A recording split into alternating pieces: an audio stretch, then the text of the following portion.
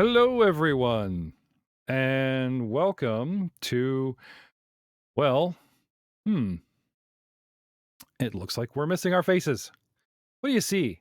I see, what's that? Pathfinder Society Season 9, Episode 13, Lines Justice. I see the Pathfinder core rule book, care of our sponsor, Fantasy Grounds. I see the Mongers logo because we are actually playing on their dime. I see Dicewise Entertainment logo, which is the company we created to be in debt instead of us.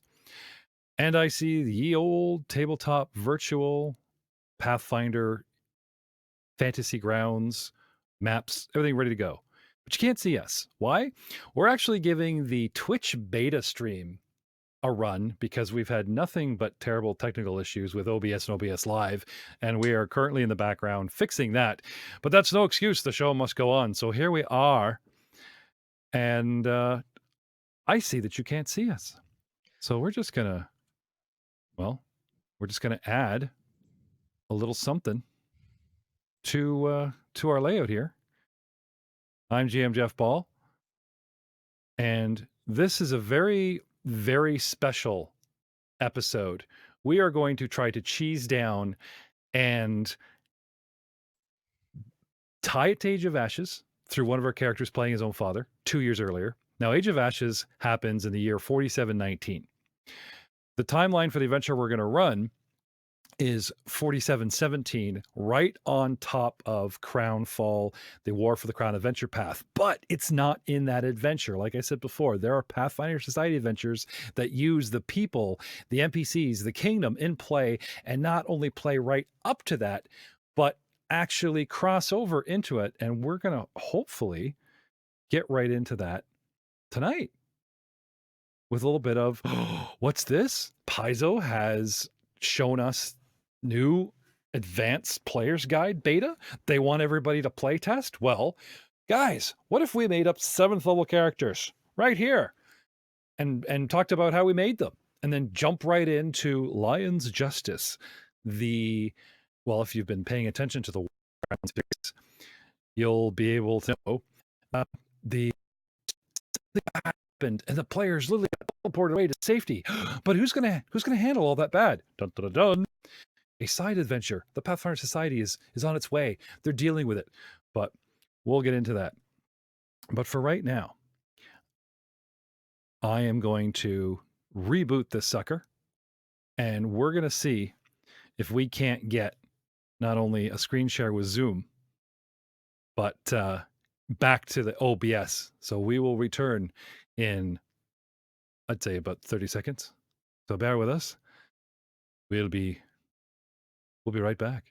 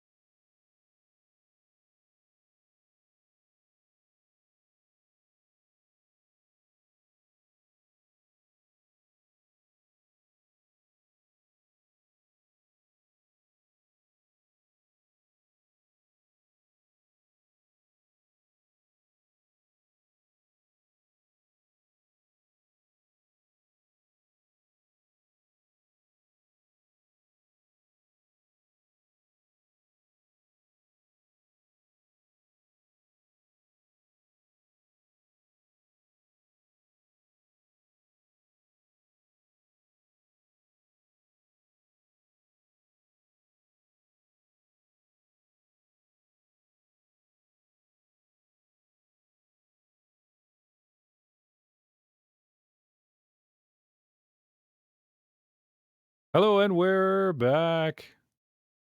We're back. Are we back? Well, we're gonna be back. Boink. There we go. Now we're back.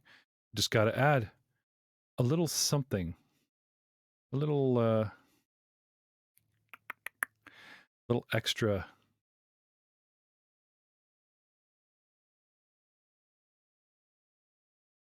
So in the meantime, while you're waiting for our lovely faces to appear, how about our lovely voices? How about we go around the room? starting with eventually we'll be playing the new Oracle, but we have a special storyline to bring him in. My trigger man, doubling down on the stream and with the technical problems that we're suffering, trying to send this out to Dark Galaxies as well as ourselves. Mr. Rob Hammond is in the house.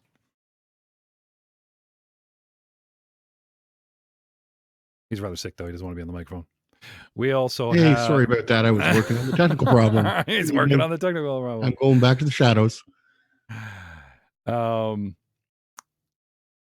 Star of many of our shows, we have Matt Witt tonight. Howdy, folks. And Matt, what are you going to attempt to play? I am going to be playing a goblin witch. Really? Yes. A wily old crown goes by the name of Melba. Oh, you know what? I got us and lost us. It's giving me a gallery shot. Boy, this beta really does not like doesn't like what's going on. You know what? What we can do though is could probably fake this a little bit by pulling this up over here and then seeing if this wants to go. No, it doesn't. It really doesn't like trying to use Zoom. That's interesting. So what we're going to do to make this fair is we'll cheat. There's a little technical glitch for you. Is you guys seeing this? Oh, I don't know if this is working or not. That's a problem when you try a brand new platform. there's even dicking around at the last minute. Next in the house, we have Ryan Messina. I do, everybody. And which character brand new advanced beta. Now these are betas, okay? Like these character classes, even the choices these guys make, could change when they release the official books. But what are you trying tonight, Ryan? I am going to attempt using the Investigator. The Investigator. Yeah. All right.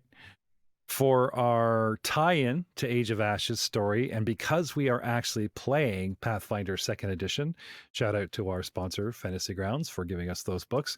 We've asked Frank Hamilton to remember Theoden, the original Theoden that he played in our spin-off. Now, there's Dice Before Dishonor, played a prologue, and then got into CrownFall. But during that time, we did a little bit of spinning off away from the Cavaliers, and we called it Echoes of Honor. And it helped finish the adventure that those knights were in, and they got a chance to play their backup characters. And a certain dwarf named Theoden, and I suppose it's not the same Theoden, it's Theoden Senior, the man's father. So down from the Five King Mountains years ago comes a proud dwarf, gets mixed up with the Pathfinder Society, works for the Sovereign Crown, which is the Taldor faction, and here he is. That's not first level like everybody else. Guys, we are going to try and build these guys at 7th level to take on the adventure tonight. Mr. Frank Hamilton's in the house. Hey, everybody. So I'm just going to build a tanky, kind of a Nodwick style dwarf. If it needs to be carried, yeah, he's it. So I'm going to try the laborer version. So we'll see how that goes. All right.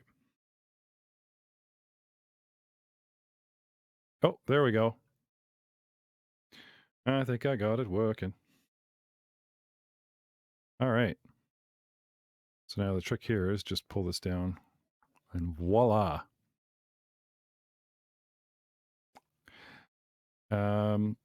Yeah. So going around the room, joining us now, you can't really play Echoes of Honor with the main character. You know him as our Fly Samurai. Jay Tamlin is also going to play one of the new characters. Jay Tamlin's in the house tonight. Hello. I will be playing I'm testing out the Swashbuckler at the moment.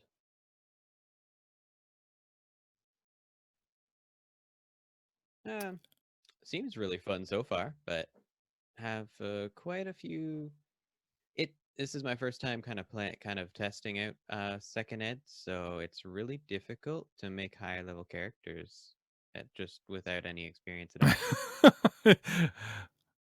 Well, there's a reason we've asked you to play. There's a reason why we've specifically asked you to play our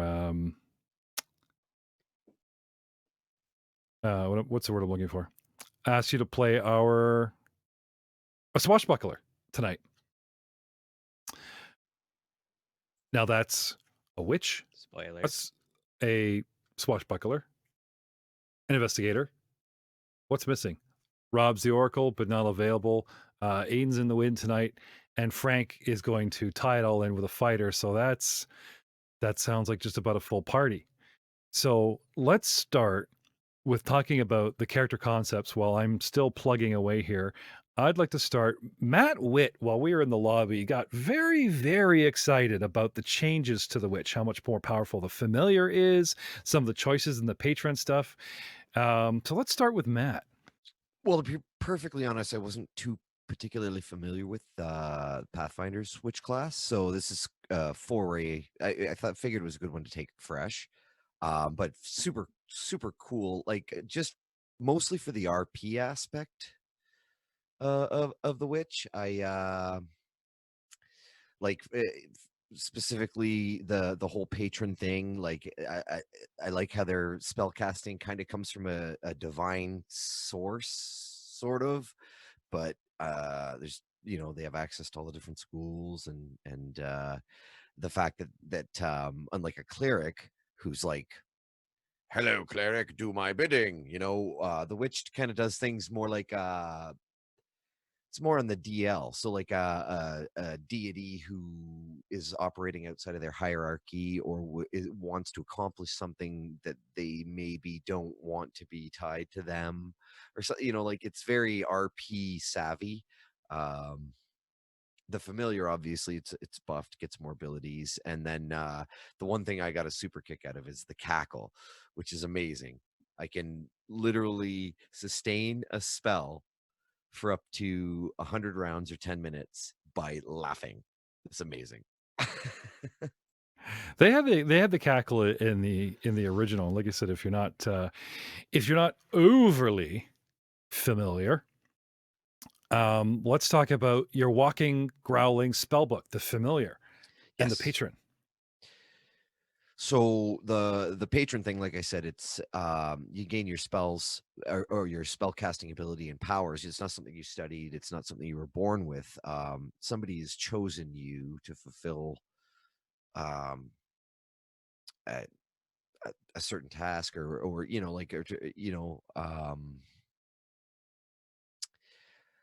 what's the word? You're chosen. You're the yeah. one. For sure, yeah. So like there's an objective that they're having you complete, but you oftentimes have no concept whatsoever of what it is. Your connection to your patron deities through your familiar. So like there's a high RP element just in the interaction between what you like speaking to your familiar, and it literally says like, if you're going to play this character, work really closely with your GM because they can influence you to help push the story and stuff like that. And I think it's great. I think it's a fantastic class to play. And then obviously they do the classic witch, buffing and in buffing your allies and enfeebling your enemies. So I think it's super cool support class. From what I've read so far, it seems to play like a wizard, but it's got, it might not have the same level of power, but it definitely has a really cool bag of tricks. Right on. So let's go around the room. Like you've given us a taste, and we'll get back into your choices and what we're Sure. desperately trying to get going up. Let's go around the room. Who wants to go next? That's the kind of night we're having tonight, gentlemen. Who wants to go next? I can jump in there if no one Yes, else yes, wants please. to stop. Yes, please. Okay. Okay. No, the investigator from Pathfinder has always been one of my favorite classes. It's very Sherlock Holmes based, and very much they are a skill monkey that makes a rogue blush. And there's a lot of options. I'm just kind of perusing through what we have here, and it really seems you can kind of go in different ways of how you want to take it. So it's not always that Sherlock Holmes esque. You can go for a medical route, you can go from an empirical route, or you can go from a chemistry route because you have different methodologies. So you choose your school, um, to which you want to specialize in. And then further past that, you can kind of really pick up either buff my allies, or I focus on being able to gather information, or I can focus on having that one thing that you need. So it seems there's a couple of neat feats where you can literally just kind of pull something out of your backpack, um, to fix the problem that you currently have. So it seems really cool. There's this one actually really a noteworthy feat at first level. Um, if it's easy for me to find at this moment. Oh, okay. It's called On the Scene. But basically, it really helps single the class out outside of others because it's what the first thing you do when you walk in a room is everyone's pulling perception checks out. But what the On the Scene does, and I'll just read it verbatim. It's a long one, so you know it's a good. But it says when you enter a new location, such as a room or a corridor, you immediately notice one thing out of the ordinary. The GM determines what it is, or whether there is nothing reasonable to pick up. They skip obvious clues. One can be easily noticed without a check, and you find out only that an area or an object is suspicious, not why it's suspicious. For example, if you enter a study with a large blood stain on the ground, the blood stain is so obviously suspicious, it's evident to you already. So the GM might note that there's something suspicious about the desk drawer instead. You would then need to investigate the drawer further to find out what specifically is out of the ordinary, or you don't determine what the creature or creatures are suspicious with on the scene, so you don't get sixth sense on that guy is fishy. But you typically don't get any benefit when you leave and come back to a place, though if a major change has happened, there are time there and has time passed, the GM may determine that you do get that benefit. So it's kind of you walk in and you have your investigator senses are tingling moments. And that's just Okay. one of the 4 level 1 feats. Cool.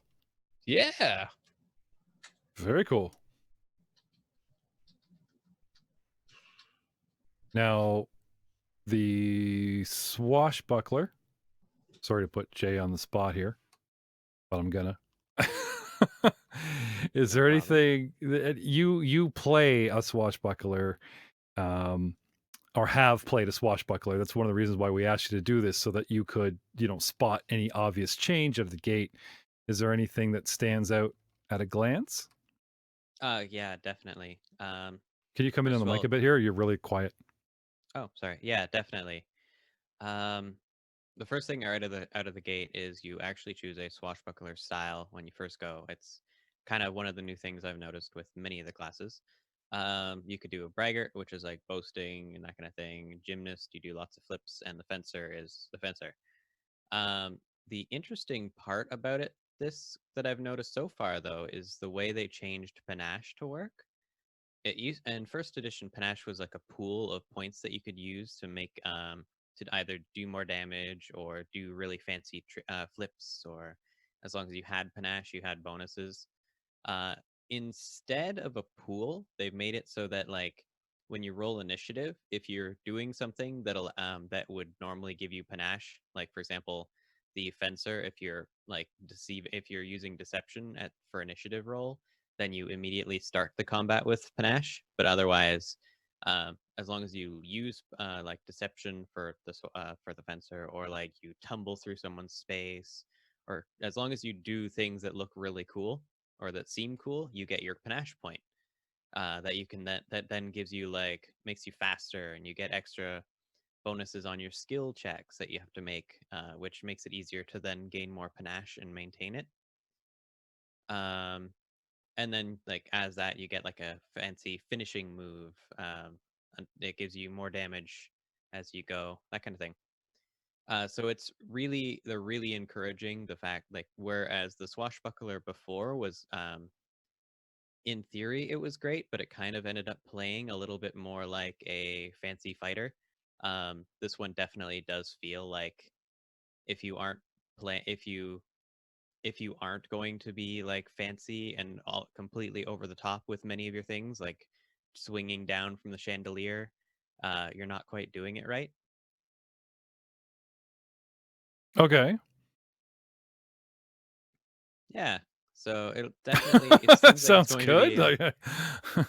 seems like it's going to be a very interesting class to play. It definitely requires creativity from the fighter. Hmm. So we have a skill monkey replacing the rogue. You have a finesse warrior. We have a caster that's going to. What about the actual spell book, Matt? Is there anything out of the gate that's restrictive with the witch's spell book this time around, or does it look pretty open to? Not that everyone's so familiar with the wizard from second edition, but Learning spells is not as fluid for the witch for sure as it is for a lot of the other classes.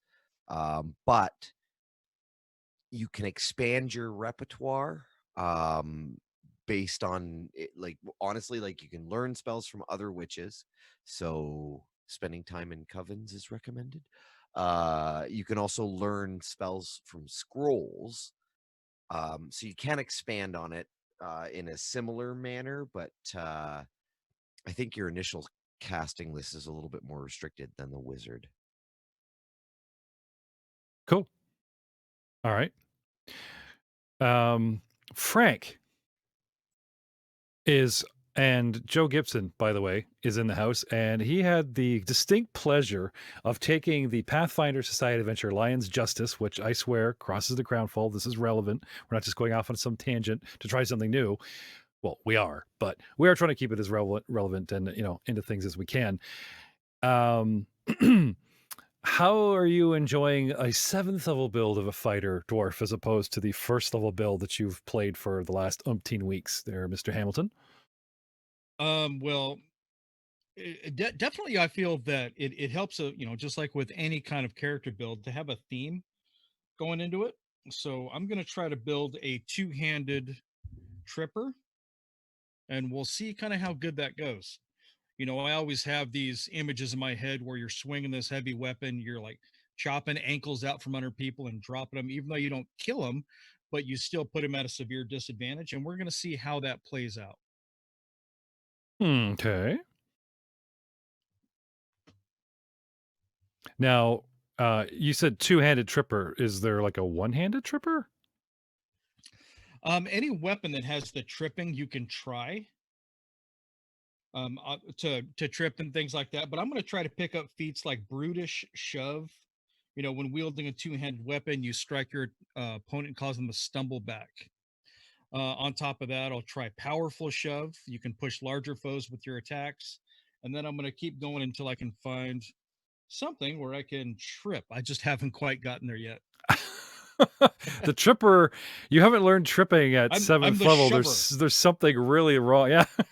I'm the shover. I'm the shover. That sounds like a bad superhero name. I'll shove you. No, that's good. That's good. All right. So I'm wondering now for our, come on, why isn't that moving? There we go. See, some slight adjusting on the fly, but we, as I've said before, apologies, and thank you for being so patient with us as we are very new to streaming. We are a podcasting network. So let me break this down for you. Okay.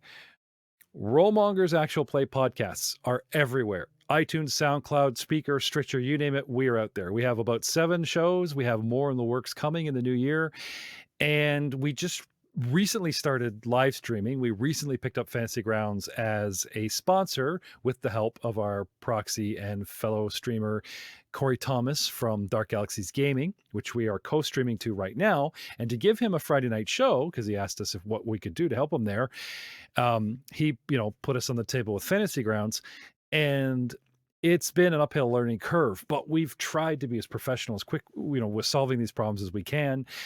We've laid down cold hard cash out of our pockets to buy professional looking layouts and trying to get our head around the tech and everything as quickly as possible, so that our end game right now is what we're calling our Mongers Bundle-O podcast. And until the new year, we are streaming everything, our shows back to back, this one, that one, giving you a taste of everything we do and relying on your feedback so that we can say, okay, this is a good live stream. This should just be audio in a podcast, and we will segregate and concentrate, focus on the shows that you want to see us doing. When Paizo dropped the announcement of a beta test, we just thought it was a perfect opportunity to go back to the Echoes of Wano series, play the crossover, because we're actually lucky as it is, right at that point right now in CrownFall, where we can do that. So let us pull up a map and some of your imagination. Now, the Imagination helicopter is being rented by the GCP. So I'd like you guys all to get into the Imagination barge. Someone Hey, gives it a Jeff, sorry to interrupt, but there's no Yeah. audio on Dark Galaxies. There's no audio on Dark Galaxies. Okay. No. Rob? That's a Rob problem. All right. I know I was asking in the chat, but no one seems to be paying attention. Okay. We'll solve this live. Rob, there's no audio in Dark Galaxies. Fix it. There. Problem solved. Now back to the show. God, I love my job so much. All right. The Imagination barge. We'll just give it a little shove here. And we will we'll see what we can do. Pulling your attention to the map. There we go here. Dun, dun, dun, dun.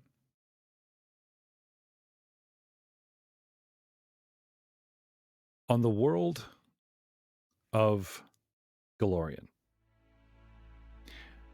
In the Inner Sea region, the mighty and dominating colony expansion 5 wars worth of Empire of Taldor is filled with a decadent economy and culture. Its capital, the city of Opara, which I will show you now, rests in the, if you were going to, actually, you know what? We should show you the actual Galorian map and show you where this wonderful, wonderful, wonderful place is. So I go now to the map of Galorian, where we can see, and just peg this down here, the Inner Sea region. You guys seeing this? Can you see what I'm circling here? Hopefully. The Inner Sea at its center and the hub of all Pathfinders and trade, the island with Absalon City, not far to the northeast,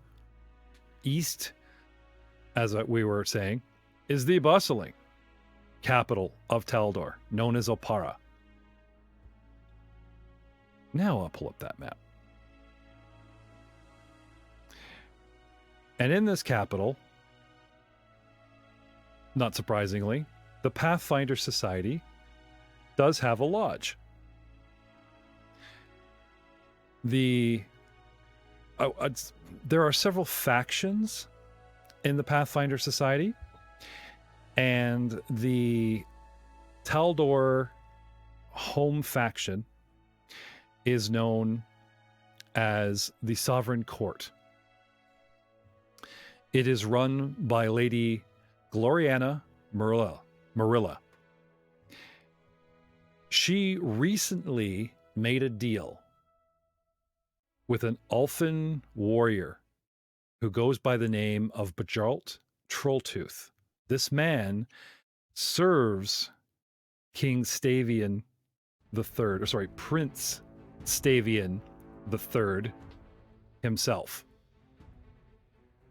This same Ulfin has stumbled upon a nefarious plot and has bid Lady Marilia to act on his behalf in his homeland in exchange for vital information that's going to change the face of Taldor.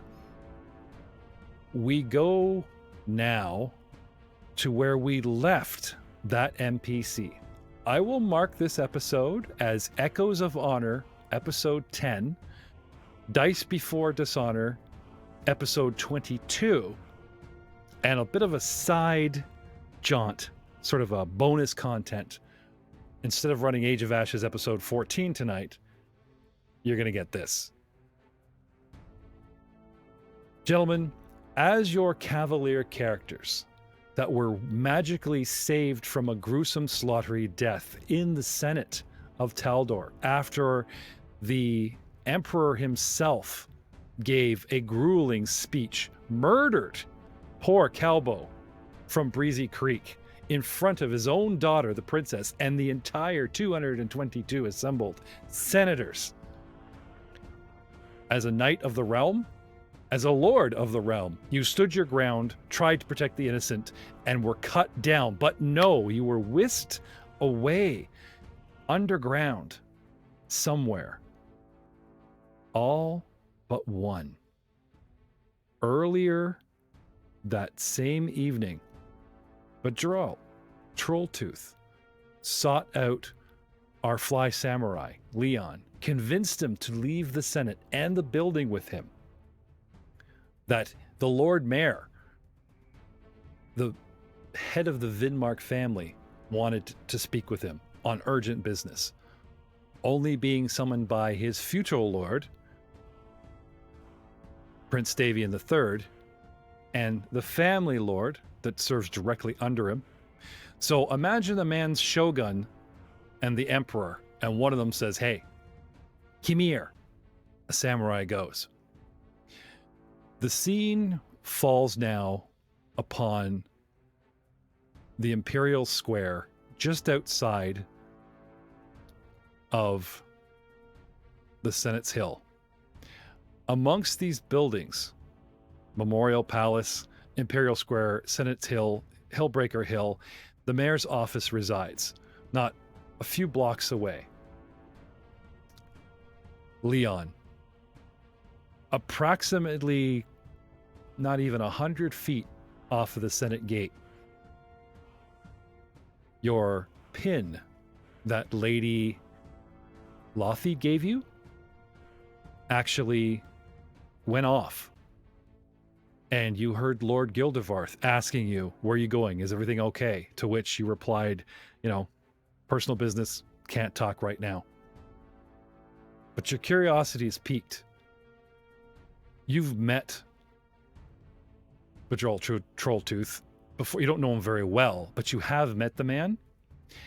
And he seems rather agitated for someone that you know is very robust, gregarious, speaks from the hip, does the big barbarian talk all the time. "I am a killer of warriors, not, a spy. I'm this, blah, blah." That's the man's persona. And at the moment, he's rather grim, and he seems very on edge, glancing around the streets that should be safe, watching his back, keeping an eye on you, and marching you straight for the mayor's office. What do you do? Care to explain what it is that requires me to leave? Certainly, despite your apparent nerves. We seem rather out in the open here, but also not exactly being observed. You have been summoned by Lord Vinmark. What else do you need to know, lad? The man towers over you, is practically 7 feet tall, all muscle, fur, large axe on his back, but stops dead in the street and whirls around and faces you to make this point. Well, I was also working in an official Vidmark capacity just now. Where are you at now? Seems to me you're just enjoying a party with all the rest of the fancy bits. You're not part of the Vinmark Guard. The family may have taken you in. Oh, I know about you, lad. But I'll tell you, if the Lord says we go, we go. I could take you warm. And he just kind of starts rubbing his fist inside of his palm. Or I could take you there cold. Your choice. Now come on. And he turns and just marches up the street. But again, as if forgetting the conversation almost instantly, you notice he's, snapping his head, looking around. What do? Can I sense motive? See if Sure. is he just looking around for Why is he people, acting or, so nervous? So, Yeah. a lot of people might go, GM, why are you giving him the sense motive for free? It's like, no, he's visibly acting irritated. That's obvious. But the why? Give me a roll.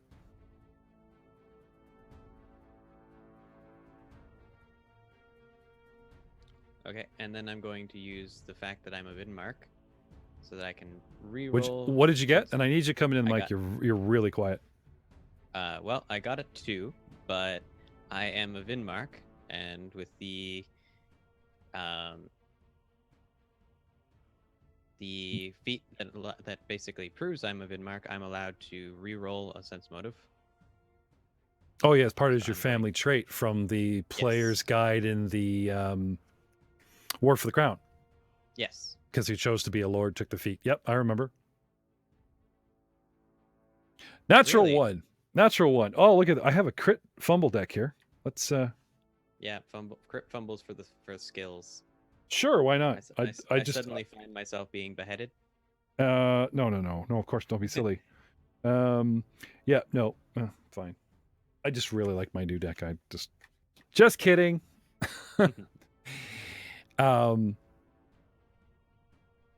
It doesn't make any sense to you. When he faced you and asked you and talked to you twice, let's go and explain why quickly, Lord Vidmark wants to go.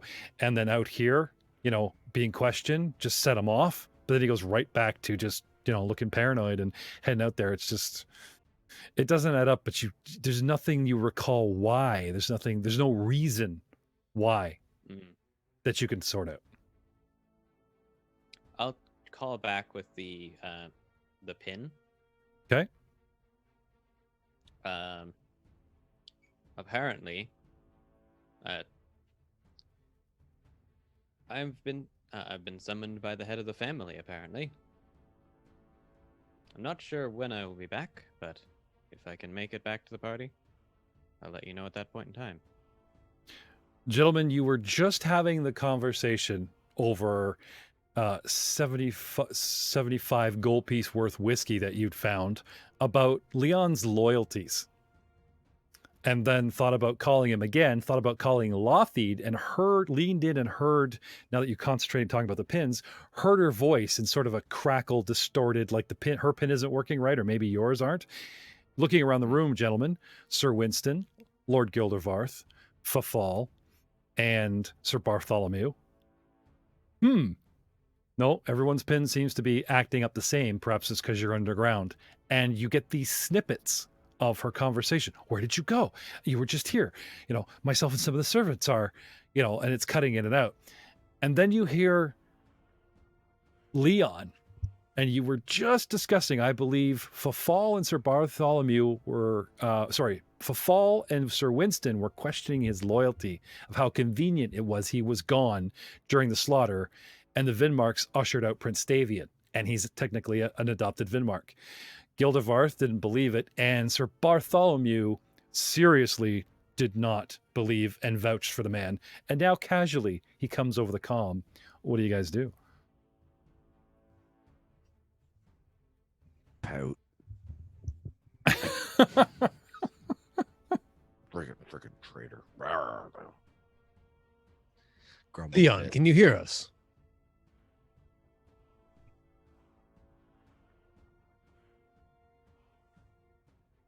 I think you mean Leon. That's what I said. Leon. He said Theon. Member of the Greyjoys.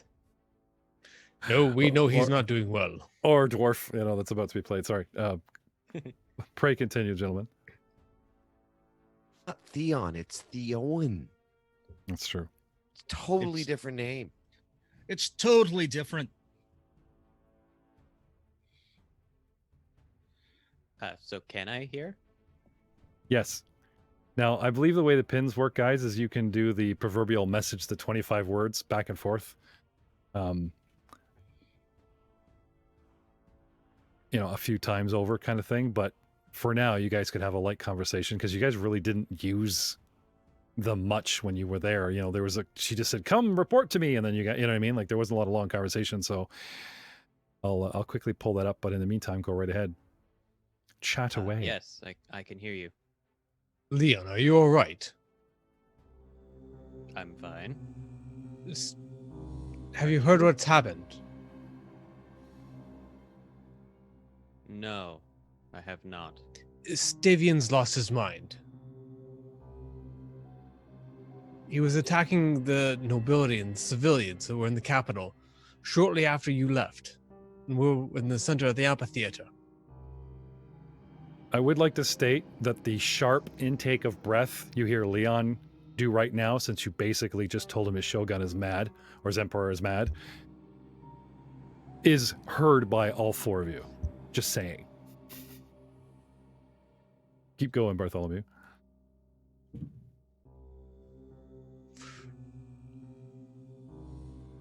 We were in the middle of the melee, and then some magic whisked us away to some unknown bunker. We believe we're still in Taldor, but we have no idea where. Where are you?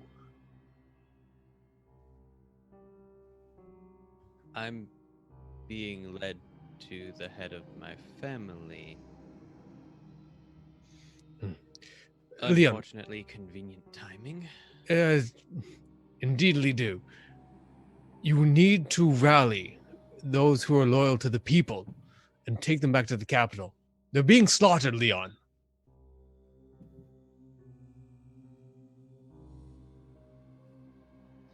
I will. Perhaps you mentioned something about Prince Stavian. What? He's lost his mind. It was his personal guard. He turned on the public. He said something about primogeniture and how his children were unworthy and stabbed somebody in the heart. The one that was supposed to be elevated. Calbio. And then his gut. He Calbio. stabbed Calbio in the heart and Kaibo. Kaibo. Sorry. I know. It's Calbio. Killed It's me. not Kaibo. The Kaibo. Calbio in the heart, and then his guard turned on all the senators in the room. It was a killing field. We did the best we could, but like I said, we were transported away by the pins. There must have been some form of mistake. Perhaps There was no settlement- mistake. He made his declaration clear. He wants to incite war.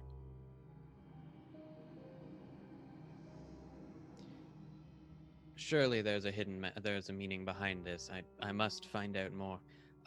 I will do my best to get help and assistance where I can. Leon, remember, Is the people need you now.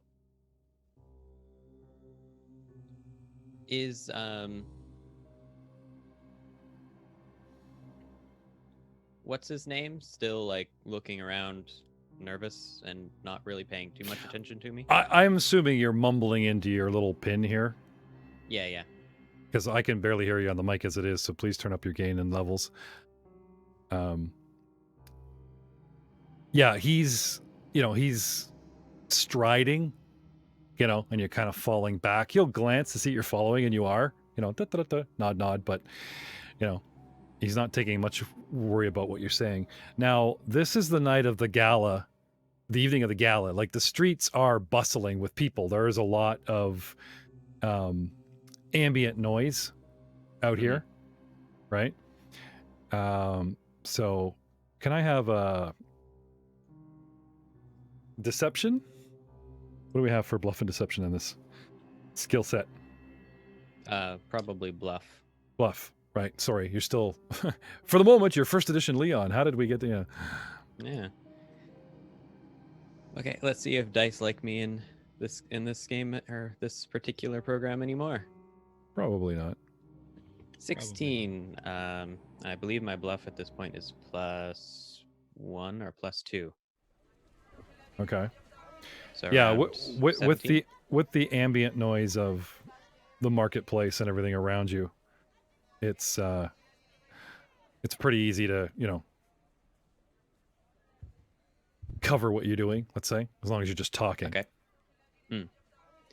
Then I'm going to try to wait for either a bigger crowd of people to kind of come by, or like lots of noise ahead of me, so that I can kind of turn around and go back. Okay. So you would like to use possibly bluff for a distraction, cover as it were, and then do the old stealth and just disappear in the crowd? Yeah, and I think I'm going to use a hero point for this. Give me the extra +8. Okay. So probably around about 20, 21. Okay.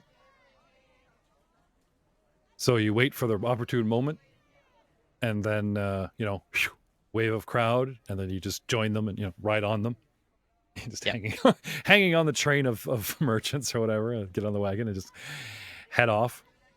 Okay. Hey Bill, hold on. I'm just gonna kind of walk with you for a minute. Just act normal. It's fine.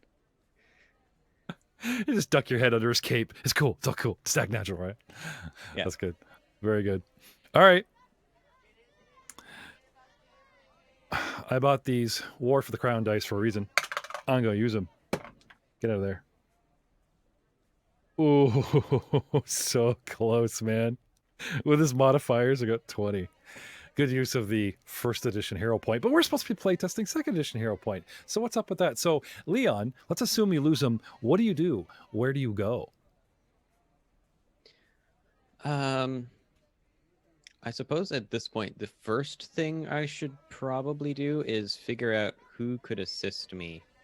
Could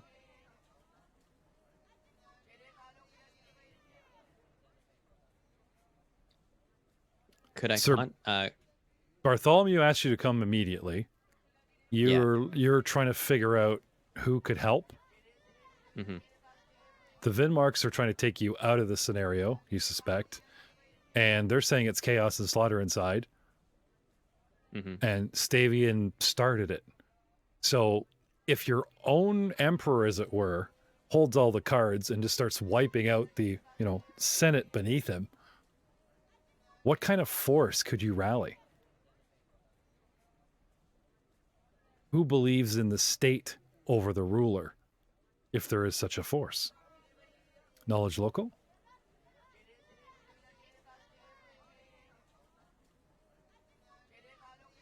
That would be a 12.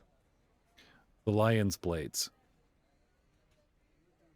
They are the equivalent of the sort of FBI/CIA. If something, it would be them to impeach a ruler. It would be them that, believe in Taldor first and the guy in the throne second. Do I have a quicker way of getting access to them? Quicker way as in what? You'd have to is there? You'd have to try and find their headquarters, as it were, or try to find a way to contact them, even if you know how, and plead your case. By the way, this is going on downtown. Thought you should know, unless they're already aware. taking action. I mean, they are the spies of the nation. I don't know that I'm going, like, me on my own would be much of a help. So I do think I would definitely need to get assistance from them. Okay. Well, can I have an intelligence check, please? Sure. Natural 20, 21. There is another faction that deals with spies and, you know, the betterment of the world. The Pathfinder Society faction, the Sovereign Crown. You actually met one of its members. 2 saved you from the eco-terrorists in the woods back in our prologue series. Oh, yeah. Oh, yeah. Okay. Now could I... you don't know where you could reach the men personally, but they told you how to get a hold of their venture captain. And that's decently nearby? Or am I going to need to see about commandeering a horse? Do you not own one? Is it not parked outside? I do, but it's... Back at the Senate? I don't know if it's at the Senate or even if I even brought my horse today. It was evening. That's up to you.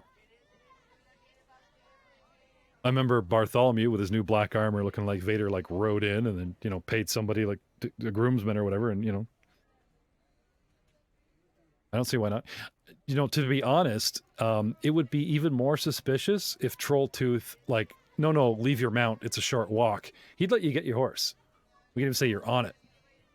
Okay. You know what I mean? Then... And he has his war horse, and you guys were actually riding. You know. Okay, then yeah, detour over to the venture captain. Okay. Not far, especially on horse. You know, I believe down in the Westport district. You know, a couple blocks away. We take you now a short time later. Leon, you are en route. We'll leave you there. Okay.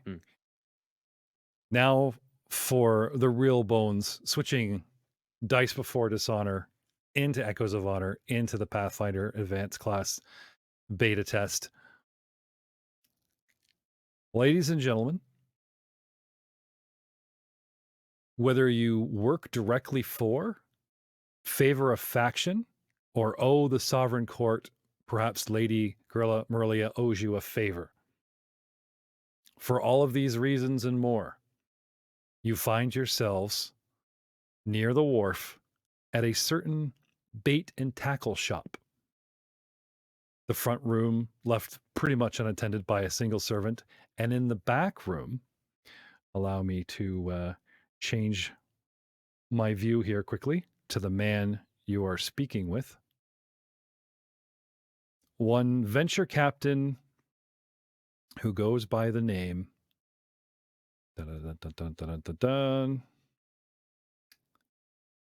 Venture Captain Masulio. Oh, here we go again. I guess I didn't learn much common today.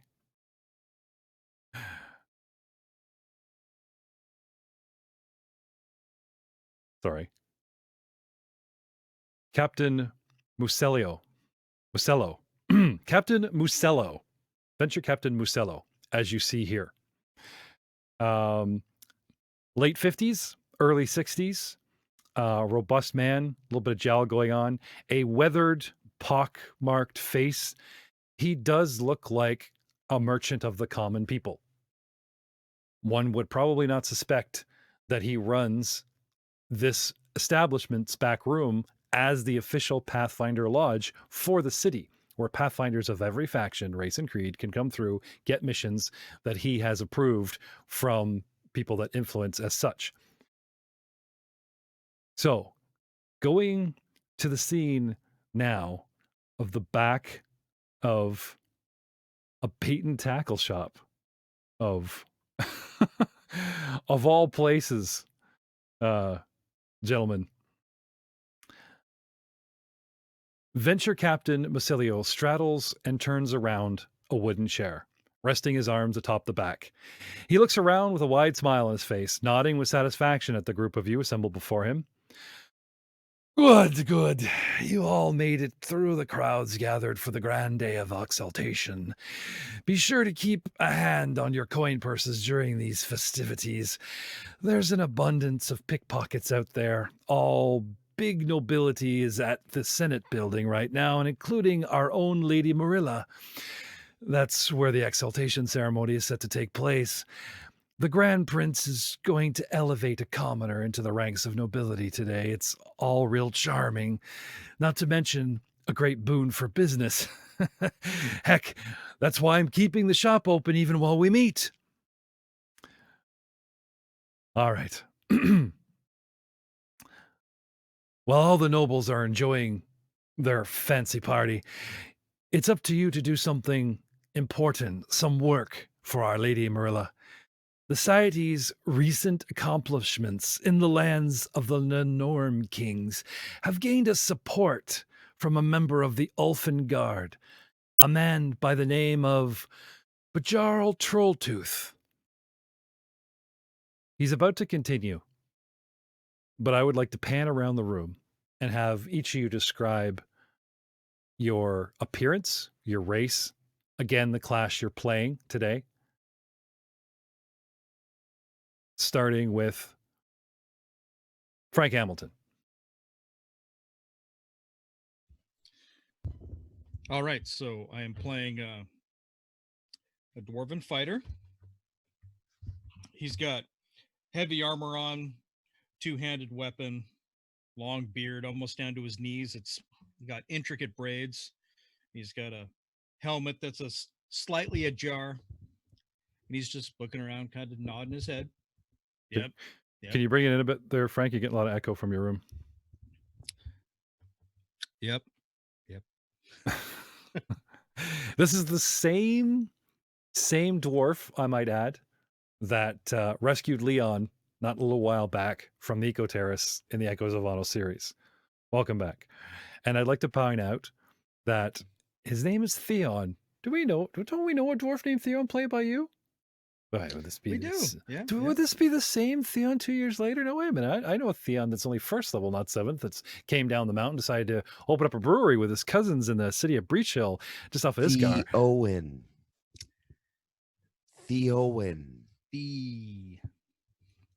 Theowen. Say it with me, Jeff. Common is fun. Theowen. Care to explain, Frank? It's Theowen. Oh, Like Theowen. Oh, right. Sorry. Theeeoin. Theon. Right. I'll write that down. Sorry. All Please right. continue. Yeah. So Theowen's a family name. That's my name. Was my dad's name. I'll pass it to my son. He's scavenging around somewhere. But anyway, that's neither here nor there. All right. There we go. Theowen. Won't forget. Okay, you know what? Maybe not my forehead. Maybe I'll just stick this up on the screen here. There we go. There. Yeah. Post-it notes. I'll remember this. Sure I will. There we go. On his left sits Matt Witt. What's not Matt Witt? No, it's not. What you see is a small gray-skinned goblin. She is middle-aged. Her robes are patchwork and tons of pockets. Potions hang around her belt, and she's very quiet. She's kind of, like how some people just kind of have that kind of tendency to sneak up on you. She's one of those kinds of people. So you see, she's hard to notice. Well, it's consider you like the size of Yoda, right? Like you're not a big person. Not at all. And correct me along. That's the second edition. No, actually, isn't the new second edition Goblin like medium, even though you're small? You know what? I don't know. I'm pretty sure, Joe. Small. No, they're straight up small. Yep, they are small, but they move at a medium pace. Oh, okay. Wiry little buggers. And All yeah, right. so her nose like protrudes greatly out. It's very angular, almost looks like a beak. And Okay, cool. she's always got a really kind of shrewd glare. Your resting bitch face. Exactly. Sorry. It's a good description. Okay. And you are playing the advanced class beta witch for Pathfinder 2nd edition. Yep. Okay. And on your left, we have Ryan's character. Ryan, who, what, where, who, what you playing? Indeed. Who is this Ryan you keep talking about? I'm playing Imitar. And he stands there. He has a long trench coat, dark brown leather. He wears a tricorn hat, keeps himself mostly veiled. Though if you look closely, he is heavily tanned. He has a bitchin' Gandalf pipe, which he continually puffs on. And he has two satchels and around each shoulder. So it seems he has bags o' plenty, to which he keeps his pipe a-packed. And you're playing the investigator. That I am. And I'm sorry, I totally missed your name, Matt. Matt, your name? Melba. Just Melba. I love like it. the toast. Yep, I love it. And I'm writing this down so you don't give me shit for I try to keep mispronouncing them it. simple for you, Jeff. I really Thank you. do. Thank you. And I appreciate that. And on the investigators, oh, I'm sorry. So we have a dwarf, we have a gray-skinned female goblin, and Mr. Pipe with the tricorn hat. Human. Human. I All right. also enjoy human music. Human music. And on his left, I'm not going to say last because there's other characters coming next week. But for right now, we thought we'd start you off small with just a few. We have Jay Tamlin's playtest character. You're playing the swashbuckler. Could you describe the little, large, small, he, she person? What do we got going on his left? Jay? Well, to the left, you happen to see a fairly thin and wiry form. Generally, seems to be much of a half elf. The ears definitely give it away, but otherwise, he is rather busy observing observing the scene, kind of with a haughty attitude, leaning back. But it's very clear if you happen to have a more observational skills, that he is leaning in the exact opposite direction from the goblin, getting as far away from the nose as possible. And do you have a name, sir? As of yet, we are going with Traveler. Like French for traveler. Traveler. That is not French for traveler, but close enough. It's my English, and that's I'll keep it. No, that's cool. Very cool. So, Traveler, Melba, Imitar. Did I say that right? Sorry. I am curious. The human side of our half elf and our human. Are you guys from Taldor? Are you the proverbial Taladian, or are you from the far east to the far west, or any kind of mixed heritage in there? I'm from up north. Oh, okay. Like Numera, kind of up north, or Further just- north and more east. oh, okay, Sorry, west. west. All right. Like near the It's- breach, like the wound. No, south of there. Ustalav. Ah, Galorian's own sort of, I want to say Russian Germanic Transylvania. Also known as the place where they only make real whiskey. Oh, very cool. All right. Theowen, Imatar. Your previous exploits bring you highly recommended. However, I believe success in the mission we have in mind will actually, shall we say, put Lady Merlia's stamp of approval on your sponsorship from Theowen here to join the Sovereign Court. Unless, gentlemen, you have possibly signed on with other factions already. Anyone care No, to not yet. declare their faction or change of faction, or No, not yet. I've not given fealty to a faction. Well, Theowen was part of Sovereign Court last time you played him. You decide to switch up? Or are you still trying to get in Lady Merlia's good graces? I actually have you as the sponsor to these guys, Gotcha. Yeah. So never mind. Scratch that. Okay. Gentlemen There and was a lady. ti- Sorry, go ahead. Melba goes where Melba goes. Her patron says it does. He there cocks was an a eyebrow time- and looks at the half elf. There was a time that I was with the Silver Crusade, but they became a little too goal-oriented for myself. So here I am, testing out different aspects of the society. And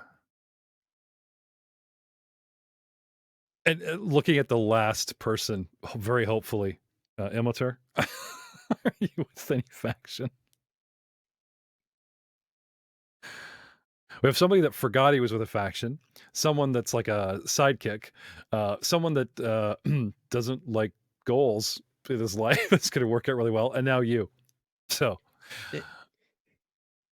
Specifically, the girls of the Silver Crusade. right. Well, there actually is a faction for that. And that faction didn't suit you. The Silver, Exactly. I forget their name. The Silver Crusade. Oh, the Silver Crusade is the okay, sorry. Yes.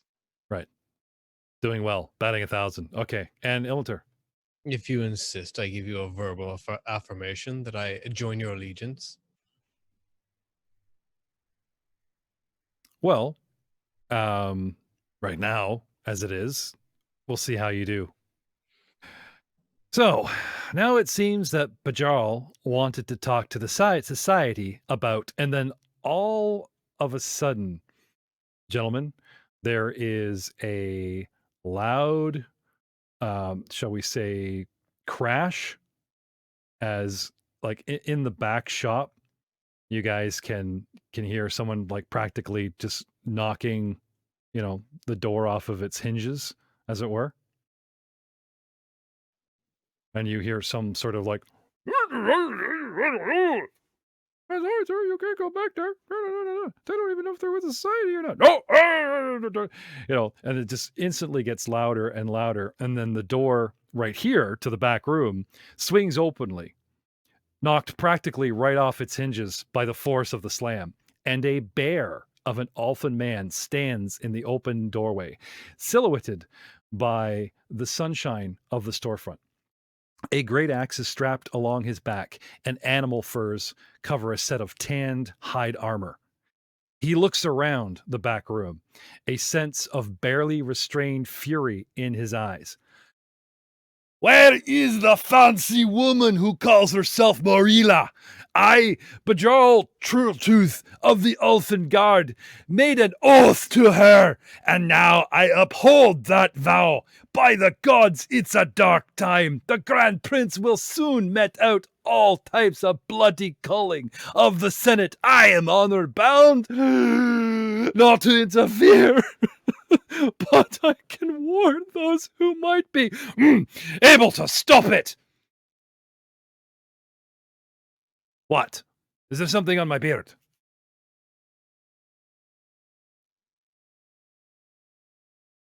Everyone's just staring at him in shock. I give the goblin to my sidekick. You know, I came south at a chance of having some normalcy in my life. Venture Captain Mircelo speaks up after the awkward pause.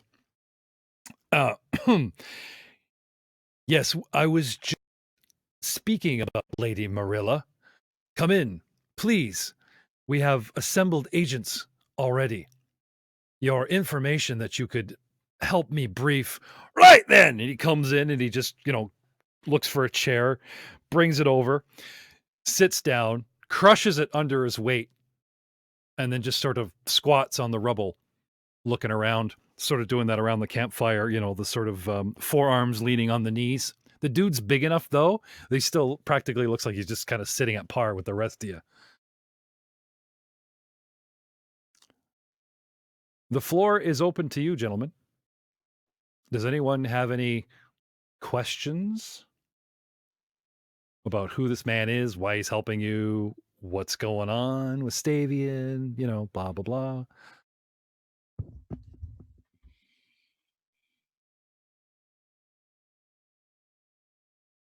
No one? That'd be a Anybody? nope. You did seem to be in a bit of a rush. Would you care to share the information? Mirella is not here at the moment, but apparently she's coming back.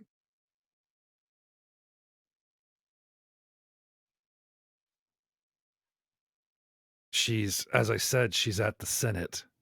But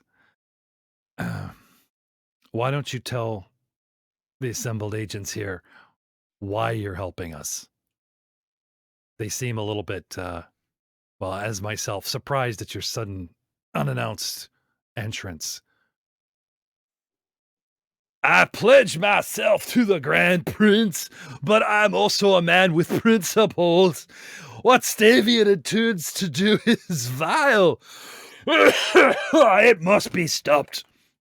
Even if the axe that falls is not my own. Many of my fellow Oafen gods are opposed to this, but the Grand Prince has been very selective. And he starts making little pincer crush your heads motions with his giant fingers that he sort of each one pretends to crush your head in turn, though he's really just talking about being selective. With those that join him at the ceremony this evening, and which were left behind to defend the palace, those with him will not take a stand against this madness. Don't you see? Guy's practically red in the face and like way ahead of you guys in his train of thought about what's going on. Perhaps you want to roll him back a few steps. Can I have some knowledge, local knowledge nobility, gentlemen? That would be Knowledge Society? In this In case, Pathfinder it would. Second Edition? It would. Sorry, yes, it would. I'm still reading off of the first edition, waiting for Mr. Gibson to speak up and kick my hand with the second edition stuff. Have at it, gentlemen. Certainly. Nice. That would be a 19. For which? Knowledge Local or Society. nobility? Okay. Knowledge Society, Natural 2024. Okay.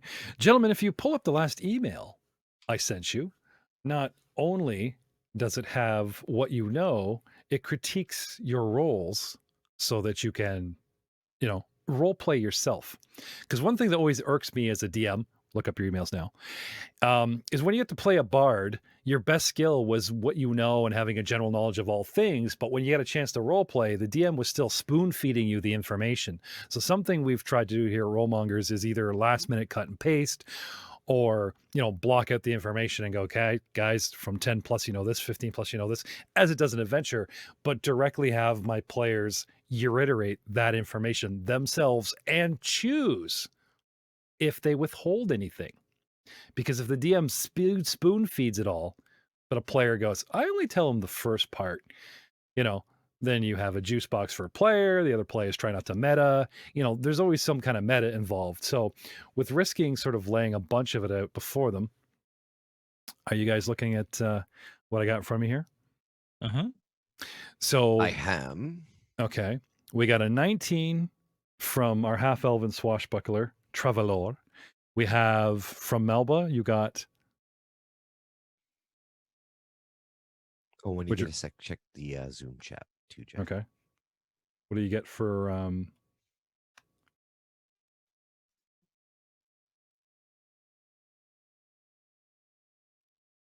What have you got for a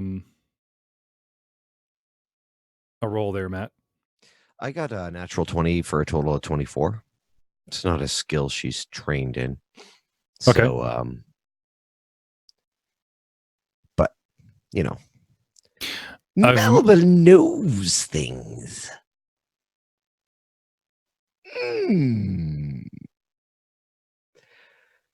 But, Melba part Sketsy? Sketsy? I was just thinking that.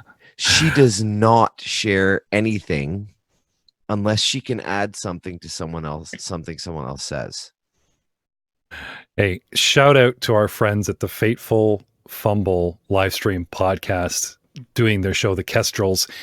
One of their members, she did a perfect Skexy while I was watching their stream this afternoon, and I called her on it. So without, just so they know, if they're watching this, I did not say anything about that today till right now, till I heard that from totally from Matt. basing my character off of Skexy. For sure I am. 100%. Now I called you on it. Well, no, that was the plan right from the beginning. For me anyways, but I had no idea there was somebody else doing it. I kind of feel plagiaristic at this point. No. These guys are great. They break into song. They did a whole thing about the Lion King in the middle of their break. It's awesome. Love these guys. And you can catch them. They're 5 hours ahead of their time, but you can catch them at fatefulfumble.com. Like they go by the name Fateful Fumble, but they have several shows. And I'm a big fan. And I was lucky enough to interview them in our Attack of Opportunity show, half the cast. And we're looking forward to interviewing the second half of the cast and catching up with them 6 months later and all their future projects. But all Skexy fans aside, a 19, a 24, Theoin? Yes. What'd you get? I got a 22. Okay. And I have seen what was posted. Mm-hmm. And let's see. He's not really going to volunteer anything either. You just sit there and nod. Yes. I've heard what's going on.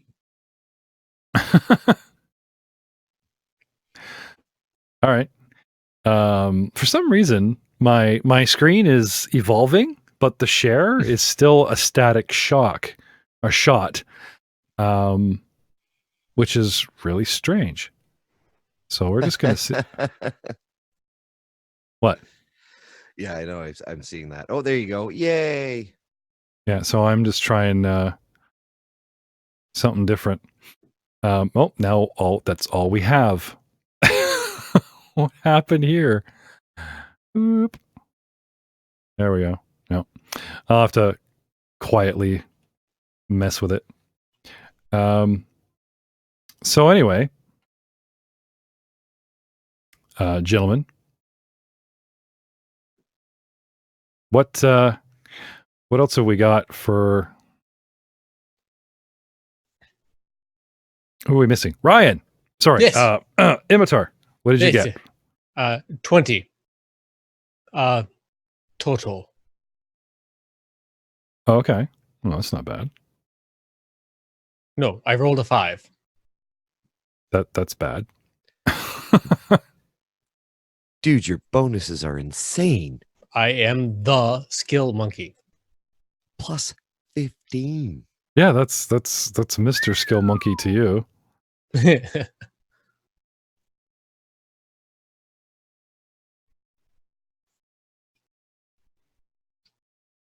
Oh, that's really dope. All right. Pretty fly for a North guy. There's only one fly guy in the show at the moment, and we both know that's a certain samurai. Yes, no? Oh, but he's not even in this room, is he? Well, that's true. If you care to. All right. Well, not exactly I messed registered. up my roll a little bit. Oh, Do tell. Yeah, I actually got 28 because I forgot to add properly. Math. okay. Yes. Forgot how skills work in this game. You forgot how skills work in this game. Yes, I forgot that I was proficient, and then that added bonuses, and then Oh, Yep. oh, yeah, right. Okay, I got you now. Our bad, ladies and gentlemen. He's new. I'm getting there. I'm getting there. No, it's fine. It's fine. First So, prize. so what are you saying now that? So yeah, I would share. I'm just deciding what I'm going to share.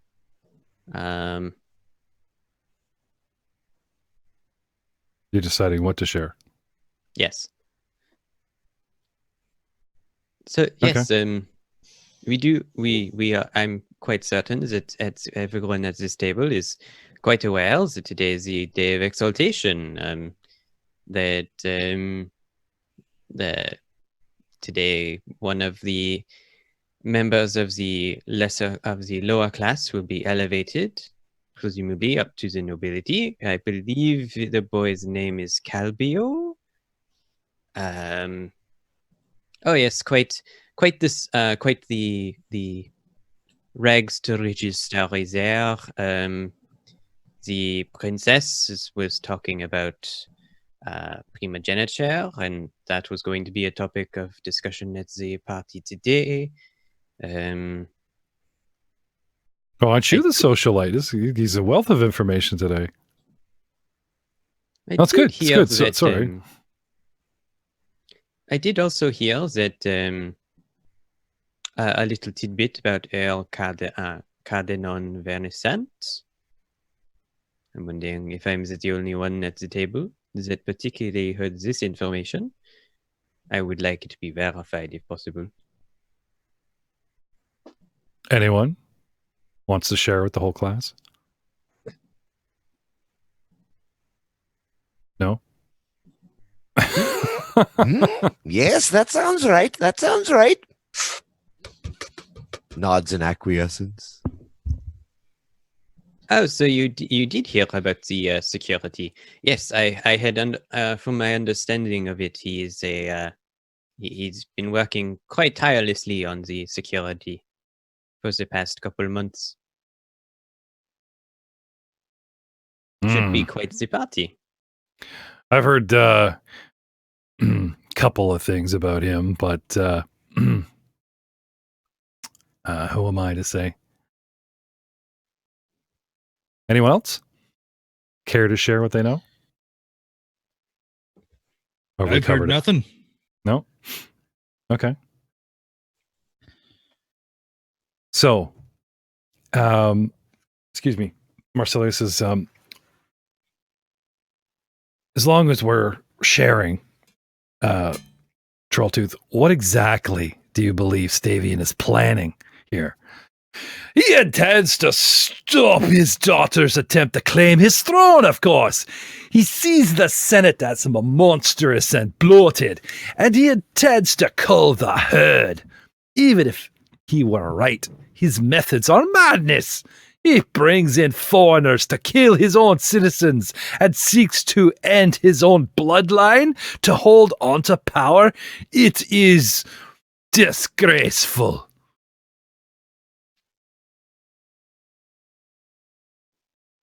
And he's just, glaring with one eye around each one of you in turn, like, daring you to call him on that last comment.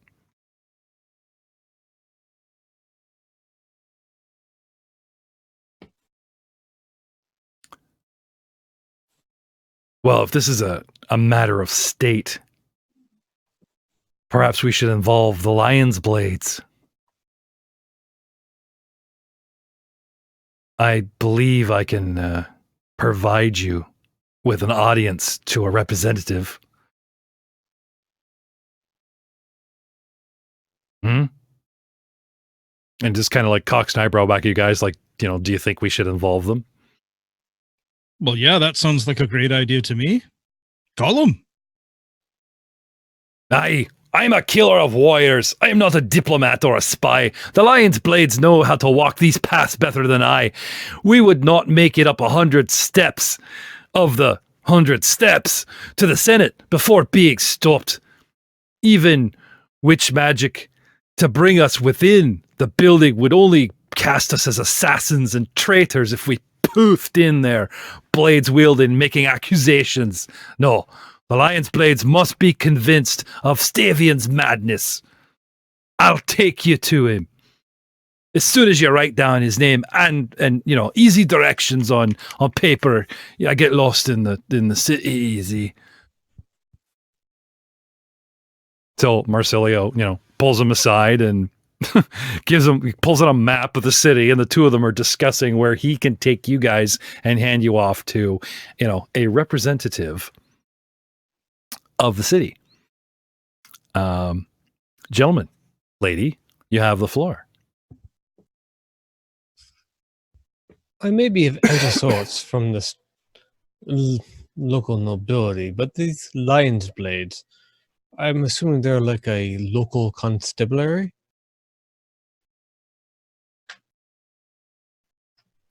Knowledge local, knowledge society, anyone? I will ask myself. Knowledge. Which one? Wait, you asked them in character. Give them a go before you... Ask myself. maybe- It was a rhetorical question in the first place. Oh, I see. You're just sucking on the pipe, kind of going, I was 25. I was talking to myself. If they choose to answer, Okay. Knowledge Society 25.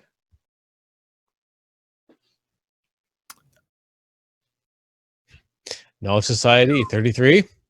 You guys know exactly who the Lion's Blades are and exactly what they do for the state. Care to embellish? I would care to embellish had I not been so interrupted in my thought.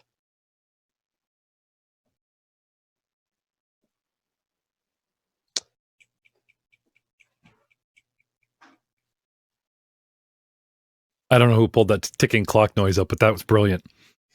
As he's still pondering. You're welcome. As I tap my pipe. Okay. So, are you embellishing, or are you waiting for the half elf to interrupt you? Because I'm Did at you this point. do a lore drop, or do I just expout what I? can Oh, wiki? sorry. No. I just assume Ryan knows what the Lion Blades are, and you could have at it. Ryan does not know what these Lion Blades are. Oh, okay. Sorry. Getting back to the old style of gaming that I was just poo-pooing, Ryan, your character realizes that the Lion's Blades are actually like the Secret Service of Taldor. They deal with foreign affairs. They're sort of the FBI and CIA rolled into one. They are for the country, state first, and the ruler second. If somebody wanted to overthrow a grand prince, these would be the guys you go to because they are loyal to the people and the actual country over any particular nobleman. They are based out of one of the two colleges. It's actually the Bardic Colleges. The Catharian Academy is actually a front for the Lion's Blades, and they train there. It's their main headquarters. A certain NPC who sounds a lot like a famous actor that stood recently at the right hand of Princess Eutropia when a half-orc and a halfling were knighted at court for the first time, not a few months back. Are we getting warmer? You remember who I'm talking about? No, drawing a big blank. Let's just say you know enough that not only do you know their secret base, who runs them, it's that sense of information with your 33 that this is not something you would say likely out loud. That's why I was doing the big hinty hint. But you do know what they do, and you can share that if you want. So, like the old way that we poo-pooed, what the GM said. Oh, can't you do any better? No, actually, no. Yes, the Lion Blades would be the best course of action for us to pursue. You can not bother with drawing that map. I know the way. The Lion Blades. If rumor serves, they are everywhere and nowhere. They disappear into the crowd at a moment's notice and appear from the corners to stab people in the back. Very, Most romantic. I'm sorry, traveler. Have you been served many times by rumors? Oh, plenty. But it's always to be perfectly honest, it's the rumors that that prove false that often end up being the most interesting. Well, it's a bit of a walk. Shall we? As I motion Oh, towards the yes. door and we walk. And we leave. Yep. Completely forgetting the goblin and the dwarf. Didn't even invite you along. The two intellectuals have got this wrapped up and they Scooby-Doo right out the door, boys. And lady, what do? They even take patrol. Yeah, all right, yeah, hey, off we go. Yeah, the sooner the better. Yeah. Get on the chopper. Let's go. And then Marsilio just comes over to you. Get in the van. Yeah. Scooby snacks. Marcella comes over to the goblin and dwarf and says, the best part of working with the society is we rotate agents after today. If this all works out, you might not necessarily have to work with the same people over and over. Just saying. And he kind of, motions for you guys. Now here's your lunches. Let's go. Yeah. Out the door with you. All right. Let's go. Okay. Turn, look into the weird, suspicious goblin. Let's go, you two. Not to play for you, Ryan, but if you had the guy's name, would you give it? Or keep it to yourself? The actual contact person? Who actually runs the Lion Blades? That's a cell. That would not be said out loud. Okay. It's a good, cool thing. Like there's always, the DM thing, there's, I'll give you a note across the table. But one of the reasons we like using the Zoom interface is because there's a chat for everyone. And yet if I wanted to stick a name in here and just send it to Ryan, there you go. What's the name of the actor that did Scent of a Woman? Al Pacino. Al Pacino. My very bad Al Pacino impression was the last time you saw this character. I'll give them that much. Anyway, moving on. Out the door we go. Yes. Down the street. Yeah. Around the corner. So he pipes up Bajralt. What a great name. Bjarlt. Bjarlt. Yeah. Blah, blah, blah. Bjarlt. He pipes up about our contact. And he's looking at the map and looking at the way we're going. He's like, are you taking some kind of shortcut? He said you gotta go this way to see the lass. I'm taking the most direct path that is possible. Outside of flying. Can you fly? No. Okay, then we are taking the most direct path. Actually, while you've vocalized your opinion here, I have a question about your patron. That's your lord, Stavian. Aye. What about him? How close have you been working to his personage? Not very. Like I said, he's got his favorites of the Ulfin Guard, several families. Namely, for how long has he been pulling favorites from your Ulfin Guard? Well, mostly the Vinmark family serves him directly. I'm Trolltooth and a couple others that are affiliated with the Vinmarks. Don't ask me why I actually have a name like Trolltooth and certain part of this adventure, but anyway, are you sure this is the way to Larissa? Regardless, don't worry about that. That's not what you're here for. So the Ulfin Guard has a hierarchy within itself. Aye. And your hierarchy is not so high. Amongst. I answer to Lord Vinmark, mayor of the city, and he answers to Grand Prince Davian himself. Done and done. How do you think I came by this information? And how many of your kin follow your opinion? Oh, I see where you're going with this. No, I'm afraid we're on our own. We're honored bound by oath not to raise a sword against his actions, but it doesn't mean we can't tattle a little, eh? That's But what you're here there's- for. Shoulder, shoulder. Yeah, but would you raise a sword for his actions? No, that's madness. So how many of your kinsmen are raising swords for his actions? Oh, at least a dozen. 12. At least. At least 12. Out of how many? The Elfin Guard. Indeed. I'm afraid the GM doesn't have that information at hand, but you could guess that How there's many hands? lots. Lots of hands. At least a score. If you put the whole family together, I'd say there's got to be a good score of us. I mean, no man would hire a family unless they had 60 men to guard his arse, especially a king or grand prince in this case. Surprisingly, he said numbers of the very much. I will go with that. Are you trying to insult me with your fancy words, little man? Are you sure this is the way we should be going? No, this is not the way. He said go. Then where are you taking us? Why are you taking point? I'm sorry. He turns around, looks at the map, and shows you, and shrugs, and heads off. So, Traveler, you were mentioning. Nicely done. Hero point for Ryan. I'll definitely give you a hero point for that one. Turning an NPC, getting him that confused. That was nicely done. So you have 2. Don't use them on one place. Duly noted. So, gentlemen, following the briefing and that little bit of back and forth, we do eventually end up at the Cathorian Academy.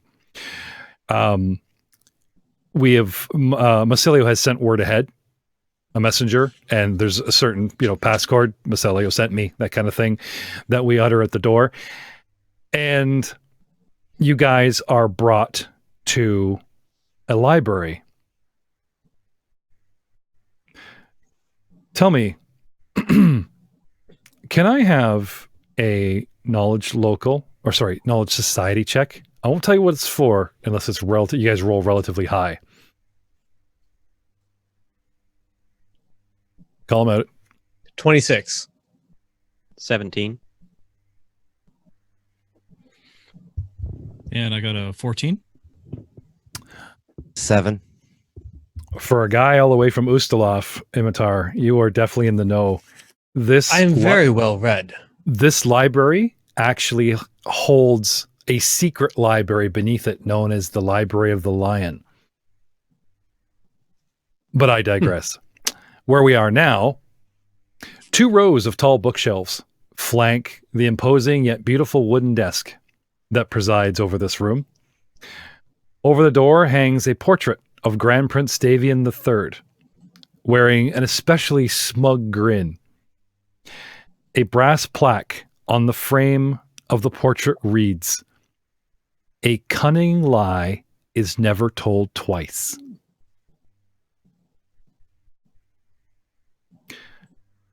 You are left to wait for several minutes, examining the room, looking at the portrait that now seems to be practically leering at you.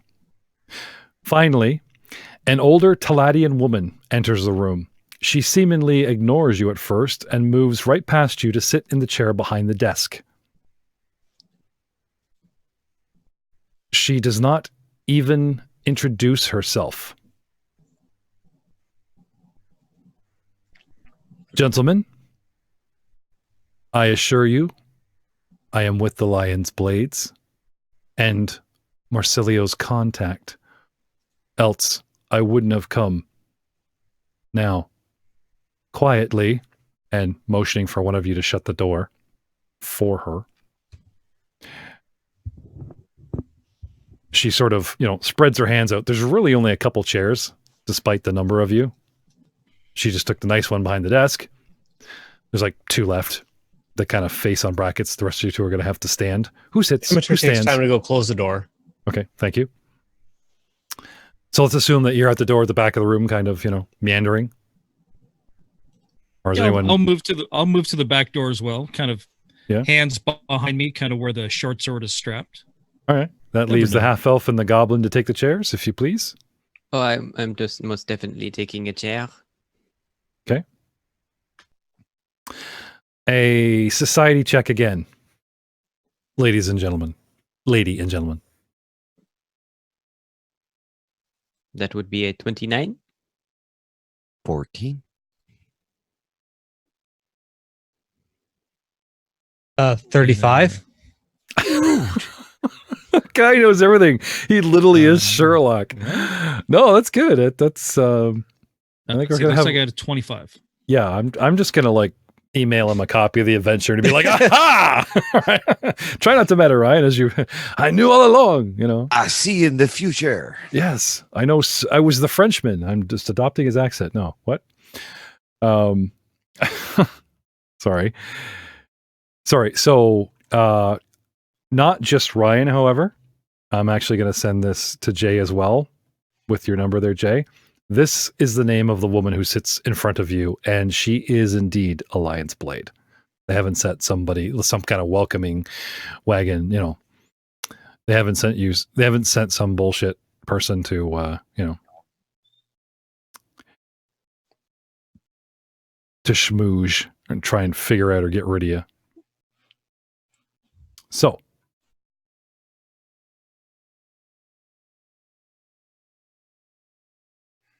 I believe you guys are sent here to enlist her for aid and convince her of our ruling guy that's right there on the wall that he's about to slaughter 222 innocent people, possibly his own daughter.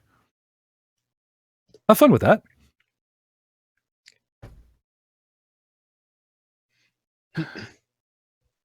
And yes, I'd like some role playing before you guys even attempt any type of role, but I will make sure that those roles or this role playing gives bonuses or penalties. Larissa, correct? Her eye squints and her face kind of twitches. I Nervously? apologize. Where am I from my manners? Miss Tremaine. Slowly closing her eyes and nods, admitting defeat, as it were, of her secret. I'm Imita Chavendux. I come on behalf of a society which you are familiar with. I am, and I'm familiar with you. Your exploits with the Order of the Palpatine Eye. Intriguing. I'm surprised that word stretched this far south.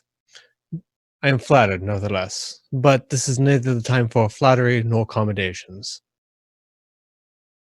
It seems that the lord of this land has been stricken ill by some means or another, and is lashing out at his own people. No, surely you have agents that will confirm this information. The man is mad. I swear on my troll-tooth name and the Vinmarks, even the Lord Vinmark himself, if you look him dead in the eye, won't look you back if you mention what's going to happen tonight at the Senate. We're wasting time here. Trolltooth. Trolltooth. Daddy's talking. Not now. Not now. There'll Anyway. come a time. Do you have an intimidate? Considering that the NPC in script stated that the spy game and everything isn't for him, and he already acknowledged that up front, the hand twitches towards the axe handle, but Where's your wheat stone? What do we got? Where's your wheat stone? What have we got for an intimidate in this character sheet? I have nothing for the intimidate, but I can diplomacy this. Yeah. What we got here for our skill list here? No, there's an intimidation. Okay.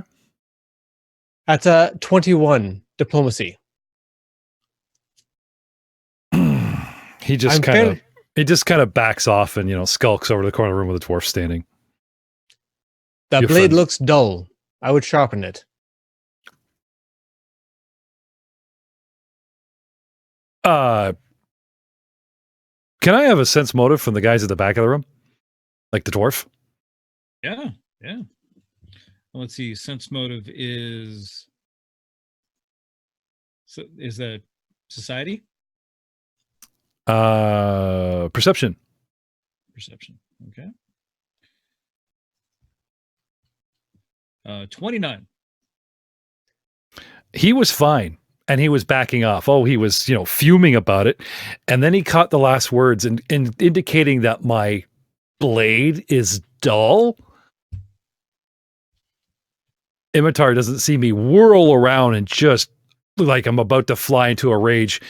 Care to intercede, or are you just going to let this play out? Because you could just see it. I mean, the guy's irritated enough. Oh, yeah. Imitar. I can see right here by the sharp of that axe. There's nothing wrong with it. You don't go around besmirching a man's weapon like that. It's best just to leave that one be. What? Dishonor, Johan. Trolltooth. I apologize. Get on with it then. He just folds his arms and stands, still beat red, glaring at you, but he lets it go for now. Mr. Tremaine. Okay. Can I have a perception from the goblin, the half-elf, and Tremaine? I mean, and Imitar. And who's Tremaine. now... What am I doing? Sorry. Call them out as soon as you guys see them pop up for the audio portion of our podcast program. 21. That is a 31. A 15.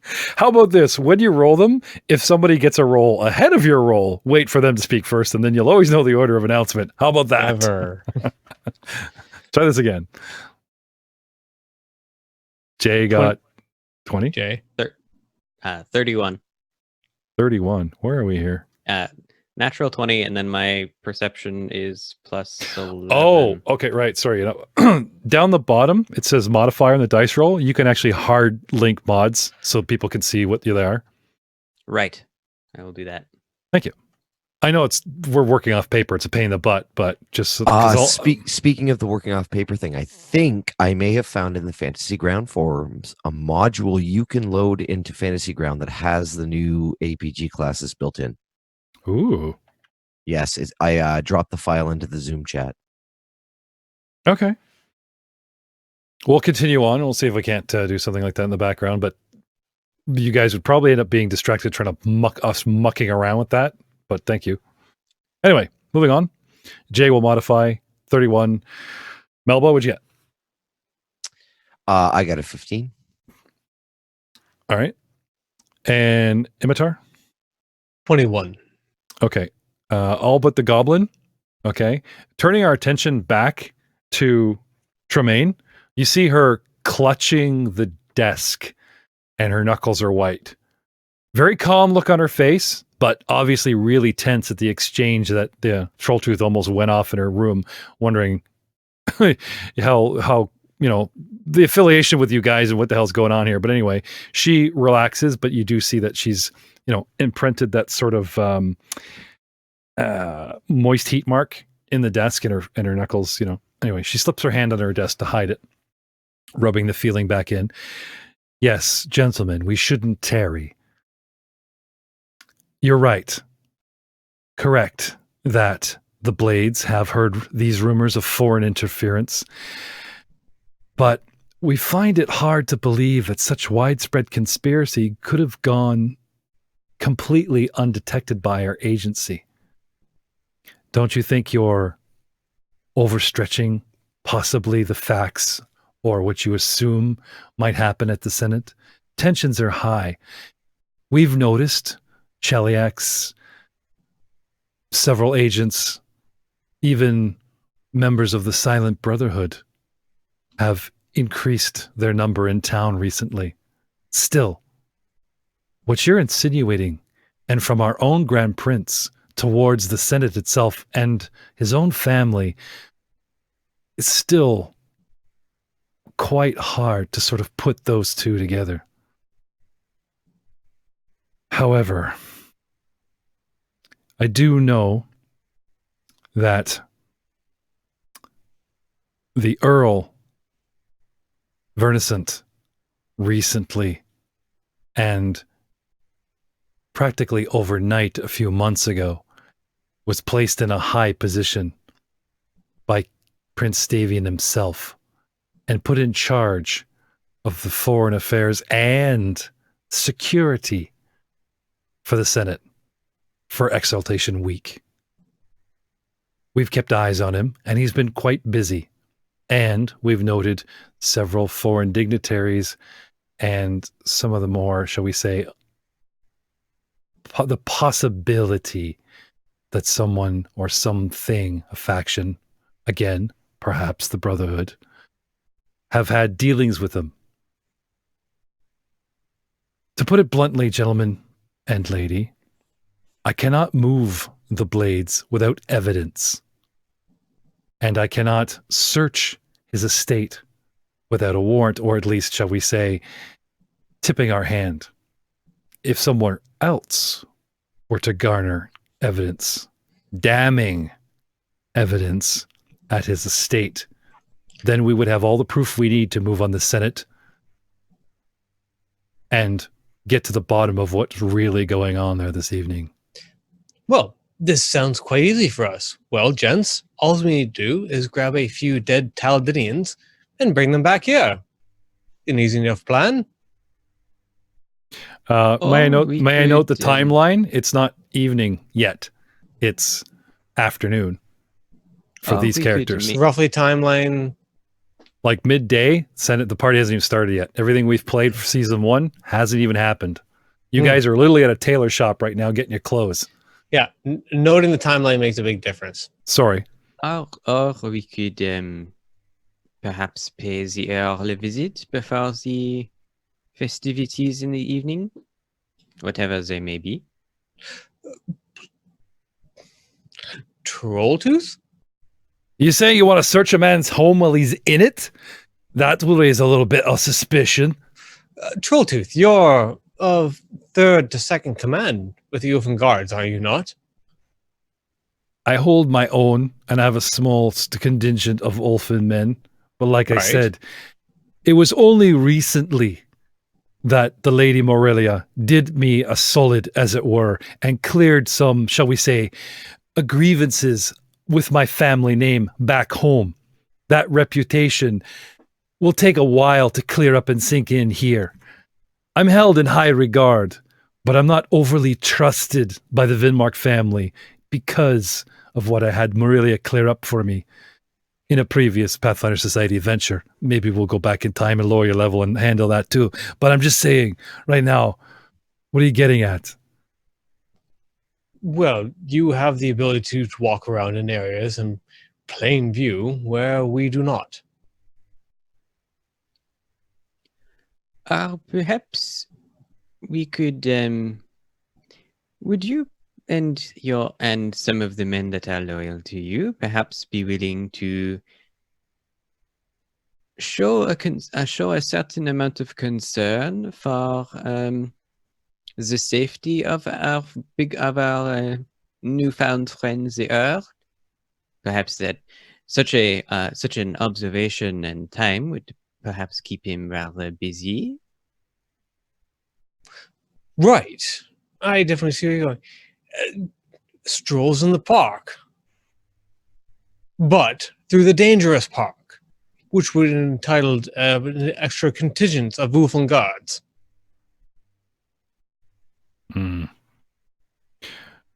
The Earl Calhedion Vernissant has put in charge of security, which technically means, since I am not part of the Ulfengard currently protecting the Grand Prince, if I ran into him, he could immediately order me elsewhere. The best thing I could do is probably stand guard outside his villa while you ingratiate, that's today's word on my calendar, I just learned it, ingratiate yourselves in there and talk to his servants or something and search the place, toss it about. I could stand guard and, like, warn you. I got a couple of good bird calls up my sleeve. Practice, hold those on pause for a minute there. For this Earl individual, or Earl Kahinian, I think hard about who he is and what he is. Okay. Like, is he noble? Is he a warrior? Is he a noble warrior? What do we know about him? He is a cavalier. Oh, he's a like cavalier. like All the right. man made his name in war, as it were, was given a barony outside of Taldor and recently lost it when the Pathfinders dug up dirt on him, and he ran for it. All right. Now these are rumors circulating, and I'll give you a freebie here that you dug this up about him because the society, even Marcelio might have, since you guys mentioned Earl, Marcelio mentioned something about his tarnished reputation, which he's covering by going abroad, coming here, getting way up Stavian's skirt, and he must have bought or did something that impressed the old prince because now the guy's in charge of the function. Or blind loyalty tends to promote one faster Mm. than most things. Anyway, So Trolltooth. he's not Hmm? one to take more to the niceties of things. You would assume that he has a nice estate or villa that he's renting, or has moved in to schmooze with a noble. But does he have predispondencies? Is there what does he like to do in his off time? Oh, he's a state politician and warmonger. Like but he's interested in his own career. He's not like Maxilar where he like wants to rally and go against Kadiria or anything. But he's wearing his armor like 24/7 almost, kind of. Pretty much. That excites him. He likes to like prove himself as a shining knight in his own valor and stuff, but not, Anyway, with it being the day of, the guy's probably all over the place with a dozen people on his hip doing a dozen things, which is probably a very good time to go, talk to his chancellor and have tea and cookies and come up with some way to search the house. Be guess if he is there, you'll have to deal with it. But you couldn't really use Trolltooth to like show up and whisper in his ear or like get him off you, kind of thing. He'll just like, you go here, do this, right? So no. But if there was an incident in town, and if it was a large enough incident, he would most likely be there. Especially if it's an international incident, say involving some other countries, perhaps with some merchandise that maybe is not necessarily legal here.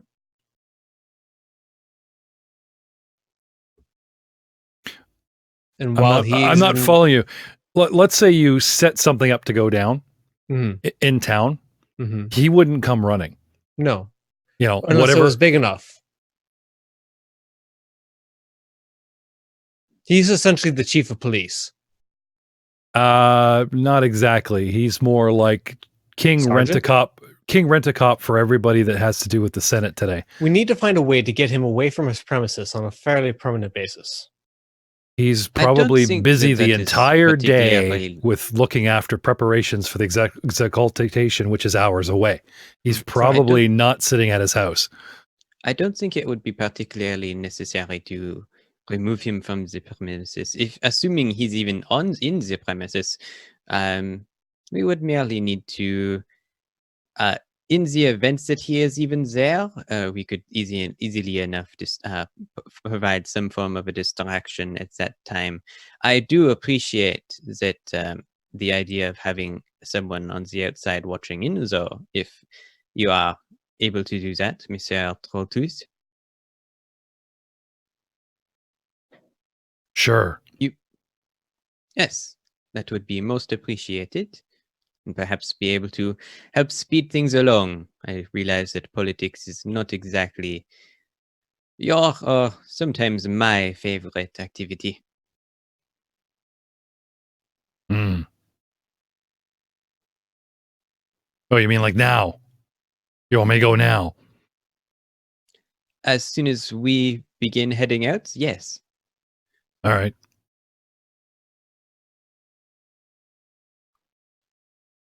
Are we in agreement? Yes, we are. I'm used to the politicians in my country of actually never leaving their establishments ever. Oh, the nobility is quite important. You wouldn't want to stiff them, especially when they just put you back into power. I can concur with that. So if that's in the dossier, Miss Tremaine, with your pardons, we will take your leave.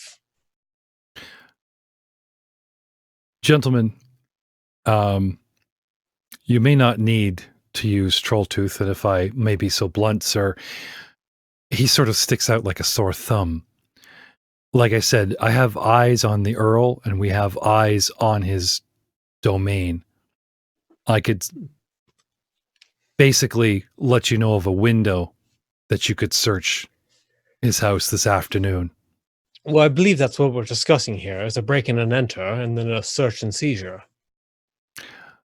Might I recommend a more diplomatic front door approach? You see, the Earl has actually received several guests almost on a continual basis up until this morning. Now, with the exaltation at hand, I believe this morning's report, and she kind of goes through it, Anyway, so she shows you, like, all week long, even for months, it's just been foreign dignitaries and all kinds of foreign guests in and out of this estate with the Earl present. Today, empty. Oh, there's servants and stuff there, but, Perhaps a noble from Ustalav could come and visit him.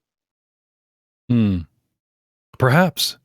Perhaps he can use his impressive skills to talk his way in and set up a distraction or dalliance there while the rest of you, look for clues, as it were.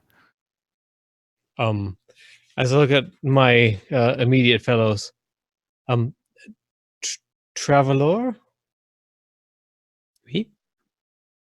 I'm assuming then in my despondence, you would be able to, as I again look to both my dwarven and my goblin companions, you, in my absence, you would have this?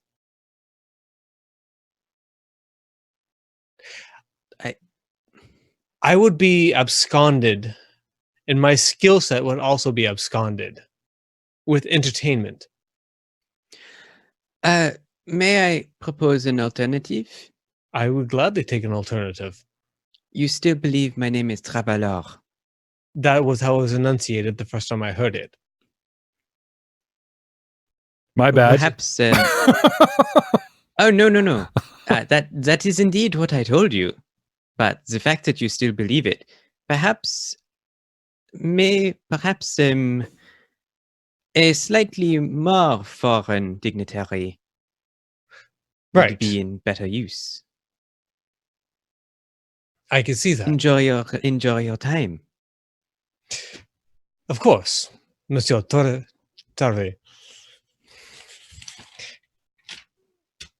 So I'm curious what the dwarf and the goblin had. Like, you guys just smiling and nodding as these guys just like, I'm loving the role play. Don't get me wrong, but I'm just wondering when we're going. Let the adults decide, and you and the goblin just got your feet kicking off the chairs. Do. We're going to a rich man's house. La la. Okay. We're gonna, and I look to the goblin. Well, first they're gonna talk fancy to whoever's in front of them. If that doesn't work, we'll chop his knees out and drag his corpse inside. Close the door and lock it behind us. Sound like a plan? Well, until my familiar tells me otherwise, I'm going to follow the group. I picture your familiar as Lucy from the new series Enchanted. Is it Enchantment? It's a raven. Oh, okay. Fine. You didn't get that from the big beak that he has? Or that she has? No, I sorry. Hey, so who's in charge, the goblin or the bird? Asking for a friend. They both swivel their heads down and look at you like at the same time in unison. No. The raven swivels its head and looks, and I look at what the raven does. Oh, there you go. Oh, this is going to turn out quite unwell for us all. I can see that right now. There you go. I see tentacles in all of our futures. I love the half elf and the investigator. You guys remind me of the two chipmunks from the old Looney Tunes. Oh, inevitably, no you. What do you think? Oh, yeah, we should both go. Yes. Hold my nuts. All right.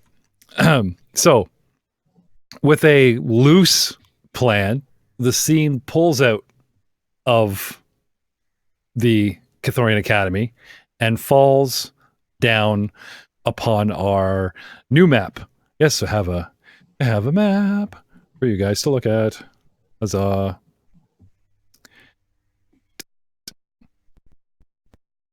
So everyone's getting this sort of the DM's view. Ta-da. Lovely estate. You guys seeing this? Just from player to player, Jay, are we deciding on an alternative name? No, he's still, as far as everyone else is aware, his name is Travelo. Yeah, But in amongst, like, if you were to be introduced, are you still going to be introduced as your name, or do you have an alias you prefer to be introduced as? Travelo is indeed my cover. Okay, so continue. Run the ship right into the beach. I got you. Yep, that's all. Okay. Now, like I said, this is gonna go down tonight. You guys have the afternoon to try and dig up hard evidence to get the Lion's Blades to back you, and then you literally have a Secret Service army to back you and do what they need to do, and save the day. Excuse me. So a couple hours in the field. Is there any preparation, any gather info, any alliances, any of that kind of thing you guys want to take a moment to do before you just charge the guy's estate? Yes, I visit several stores. If you It's ask which time to ones, go- I say all of them. Okay. The legal and the illegal. I hit To the wha- vape store. I hit the grocery store. I hit the food product store. The vape store. All of them. I also have underworld lore, so black markets, y'all. All right. Why don't you use that underworld lore and see if there's a sneaky way into this place?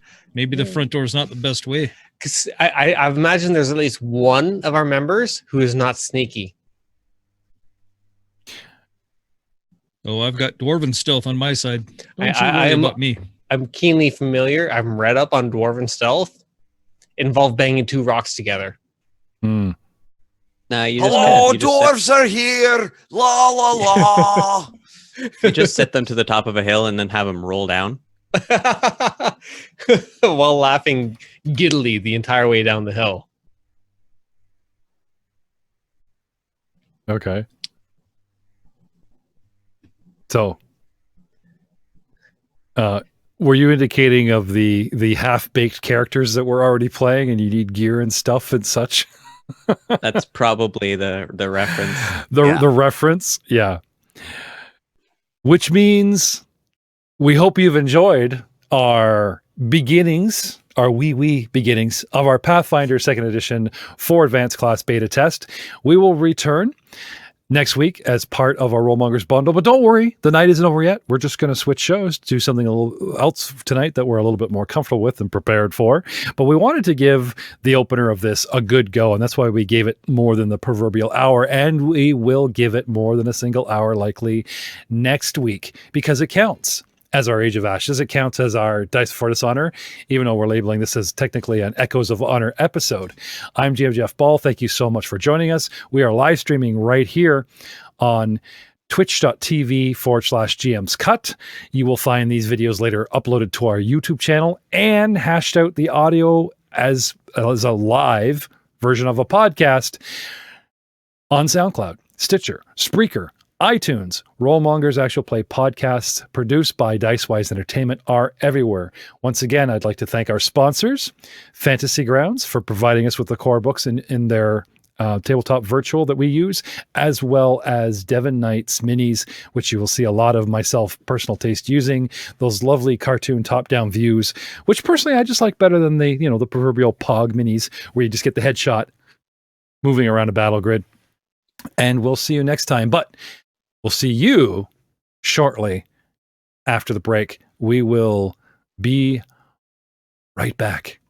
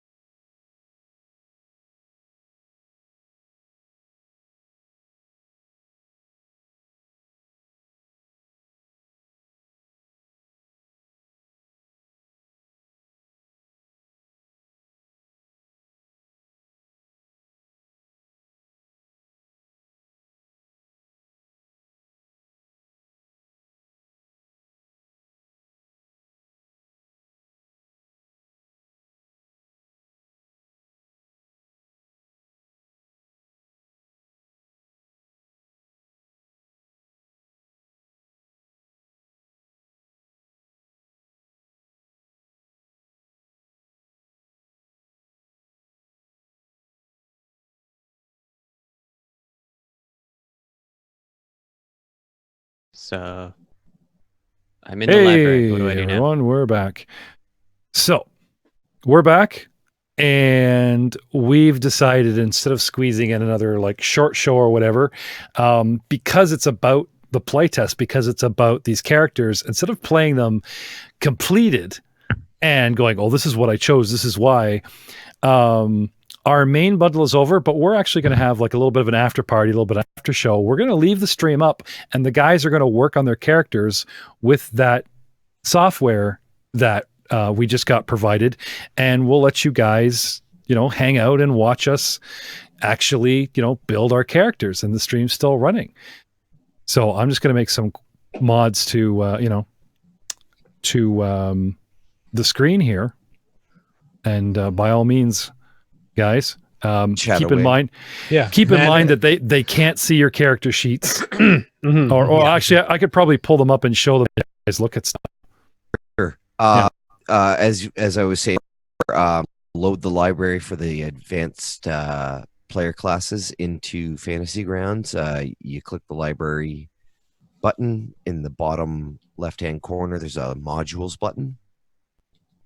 You click that, and you should see Advanced Player's Guide Playtest, and just load that module. Yep. And what does that do for me? It should give you your class to put onto your character sheet. I can read the details. What do I do with it from there?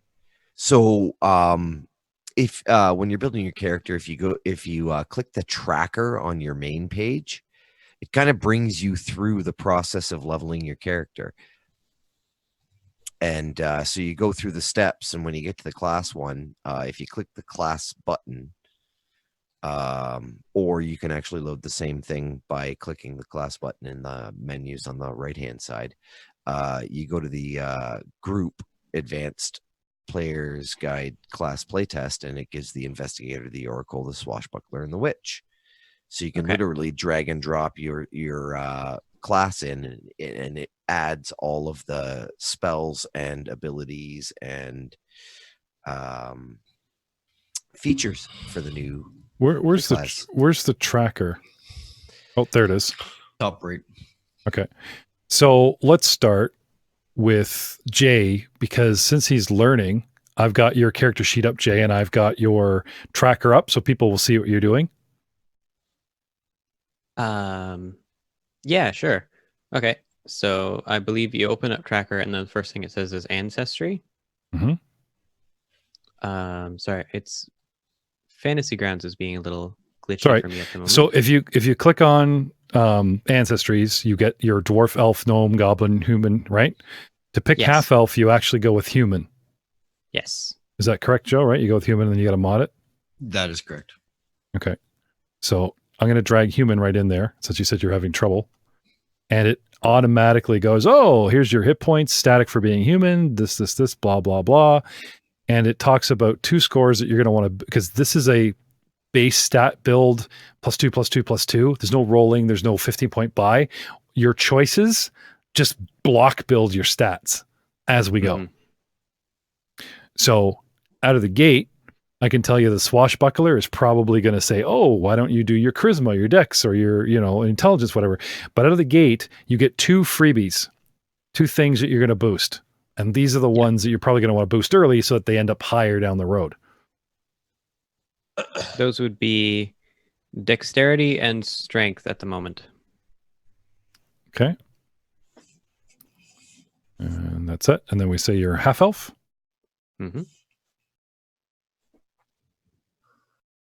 Okay.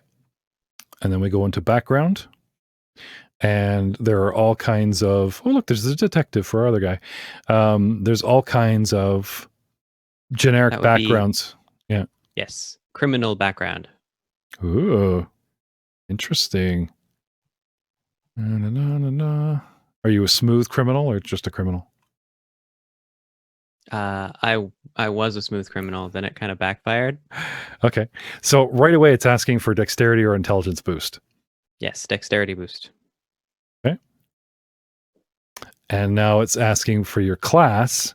It talks about another single ability boost. Jeff, not to overrun you there. Yep. but bear in mind, some of the stuff does have to be added manually. Watch the tracker as you do it. Yeah. I've done enough of these in the last couple of weeks. Okay. Anyway, it is asking for a background ability boost. Strength, con, intelligence, wisdom, or charisma. Dexterity is not an option here. Yes, because it already gave me dexterity. So the next one is, I believe, going to be How about a little charisma? charisma. Yes. Okay. Now I should be able to kill a lot of these open pages. And then your actual character class, Dexterity boost from that. we are switching swashbuckler. Yep. Oh, I guess you already had it in there. Now, how do I we added level? it, but like, Yeah, I just accidentally re-added it, which is probably going to double a whole bunch of stuff. You How do level we- by just dragging it on over and over again. Well, I told it that his level was 7. I don't know if that. It's easier to do it level by level. To start with it at 1 and just go get the character finished at level 1 and then add your levels. Wouldn't you say, Matt? Sure. What happened? I tried it the other way and I ended up doubling up on stuff because sometimes the tracker doesn't. Yeah, Follow I would it? say yes. Yeah, do it level by level. Because that way, if you do find something that isn't that has to be manually added, you can leave the window off to the side and just remember that. Like with me, there's a bunch of feats that had to be added after the fact.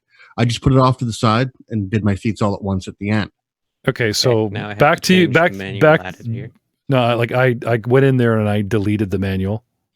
While they were talking, I basically made you 0, deleted your level, brought you back to first. Yes. So but now you're all. the ability scores, I had added them manually, so I'm just going to quickly delete the manual edit. Oh, Dexterity at 24. Yes, that's not quite where it's supposed to be. Sure it is. I mean, I'd take it, but that's Because you want to start over? oh no.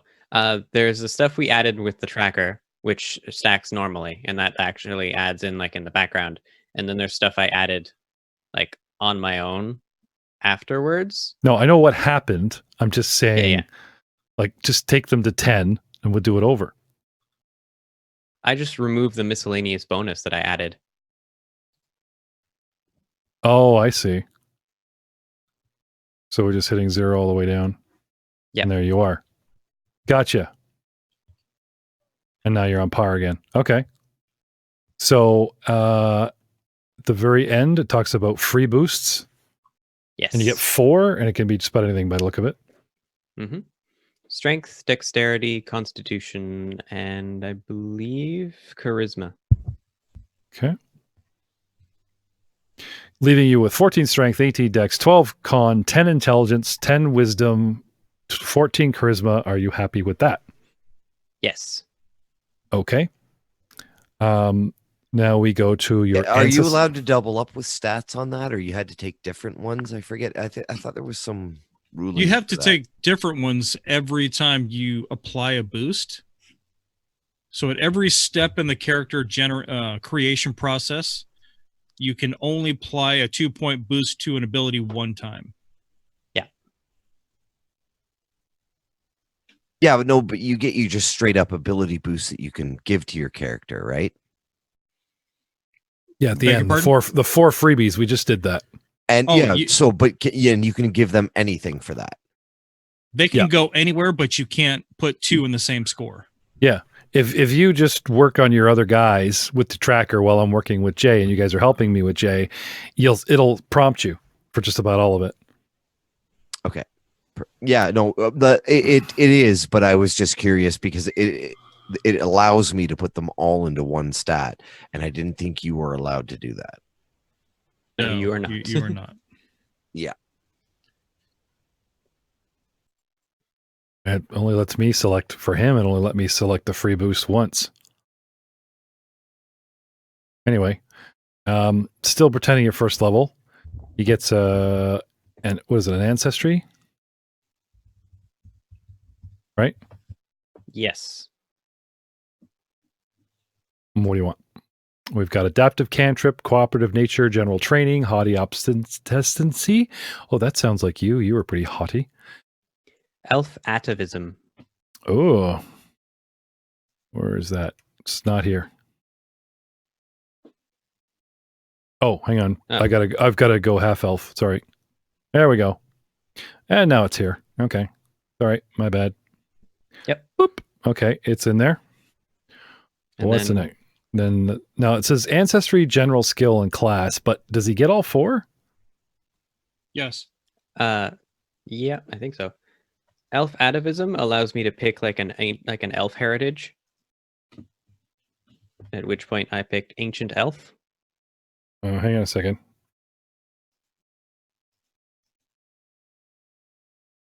I'm not seeing that. Pick it as what? In the general?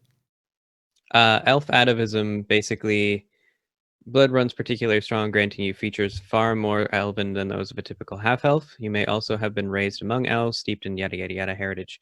You gain the benefits of the elf heritage of your elven parent or ancestors. You typically can't select a heritage that depends on or improves an elven feature you don't have. Okay. So then, once doesn't you say pick, anything, but you can select this feat once. yes, it would be You're- really weird to pick it more than once. You gain the benefits of the elf heritage, which it's already Mhm. given you. Oh, which elf did you pick? Okay, sorry. Yes. I got you now. I got to go into a different tab here. Where's it? Abilities, right? Because what they do is they give you all the elves, and we got to like sort of debunk the rest and leave you with the one you want. But I don't see it here. Class abilities, elf atavism. I don't see it here.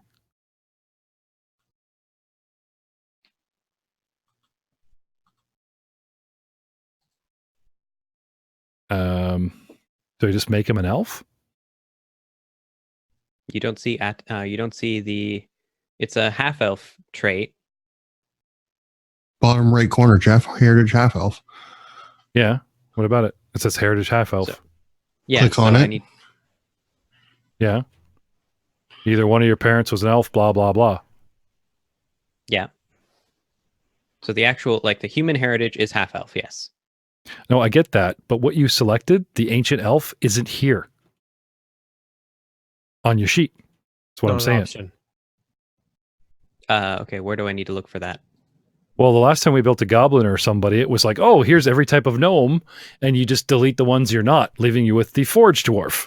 So that's what I thought it would do for you. It's like, let's make you an elf, and then we, delete all the elves that you're not. But then we'd have to delete quite a bit. Being a half elf, they're just giving you the traits like dark vision and the ability to. Yeah, but he's insisting he Yeah, gets to see. pick some elf thing called ancient elf, and it's not here. So what do we Hold do on a now? sec. Else if that's a errata. Well, like I said, No, we could it's from the core book.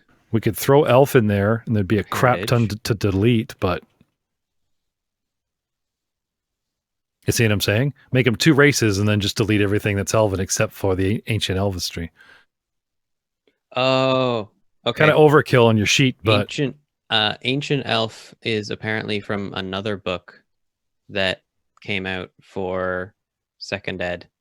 which I don't have yet. I only have the core. Yeah, it's for Lost Omens. Yeah, that's the Glorian world. Looking into that, hopefully.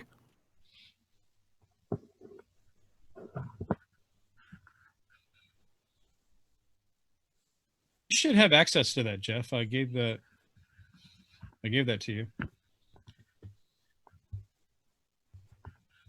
You gave me the downloadable Fantasy Grounds version? Oh, no. Because that's what I'm looking for now. It's all right, I'll just buy it. We finally have, non-core characters. Oh, it's still core. You just said it's in the Omens book. That's a world book. It's a world book, but it's still core. They didn't give me that core. They gave me the other core. I'm just saying because you said it's not core, or it is core. It's just a. Technically, it's An a splat book application. for an adult role. It's just like Hobgoblin. Point being, no, I have to concur with you there, Jeff. It's core is core, and everything else is splat, right? Yeah, but Joe's point is there is no other world for Pathfinder rules, so it would be lumped into cool. He just wants to say something tonight. Yeah. Joe, I I'm hear ya. relevant. No, I'm relevant while irking Jeff. Oh, check every Dude, I box. mean, Thank actually, you. no. Joe was talking My earlier. argument there would be like it's the only other book. Well, actually, the splat books at this point you can count them on one hand. So You could use Relish a, his you could time. use a finger.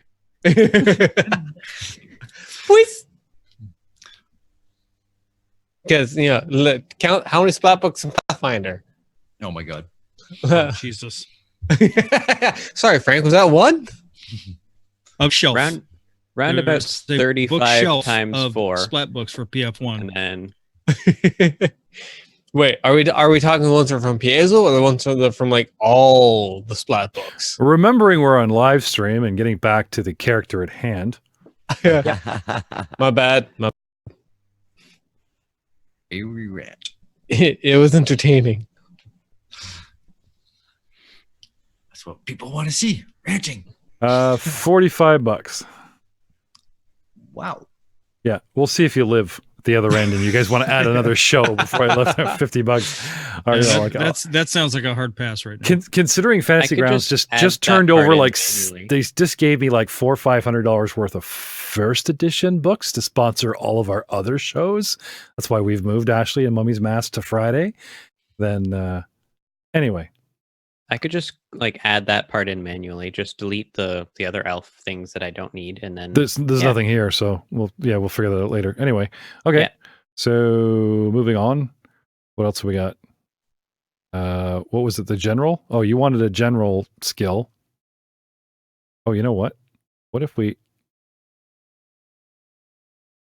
Okay, it's not. I was hoping it would just be there, but it's not. Okay. So see, this is what I get is the general feats and the ancestry feats are practically the same list. This is what made me wonder if he gets them all. Anyway, No, you have an they're answer. not the same. Okay. So the general feat is pending because you want Ancient Elf, right? Is that right? That's the ancestry thing that's pending. Ancestry feat is pending because I'm going to be going with Well- ancient elf, but I have to add it in manually. But you didn't take Ancient Elf. You took the Elf Additism. Yes, elf atavism allows me to pick an elven heritage for my half elf side. I just have Right. to I just have to like add in Right. that. Okay. elf So we are in general feats. Do I get What a do you- general feat? Everybody does. I thought I Weapon get a prof- class feat at first. And you get that too. And a skill feat. Yeah, there's basic. Or is that just the rogue? 'Cause Yeah, that- no. what I Your read class, is your class determines what skill feats you get, but your character just in general gets stuff as you progress, and then your class gives you extra stuff as you progress, and your ancestry sometimes does too. So basically, for your general feats, you get it at 1, 3, 6, 9. On your class feats, you get it at 2, 4, 6, 8, blah, blah, blah. So you pretty much get a feat-ish every level. Okay. So I get one general feat then. Yeah, The selection is very limited for first level. Yes, if I remember correctly. But there are some good ones. All depends on what you want to do with your character.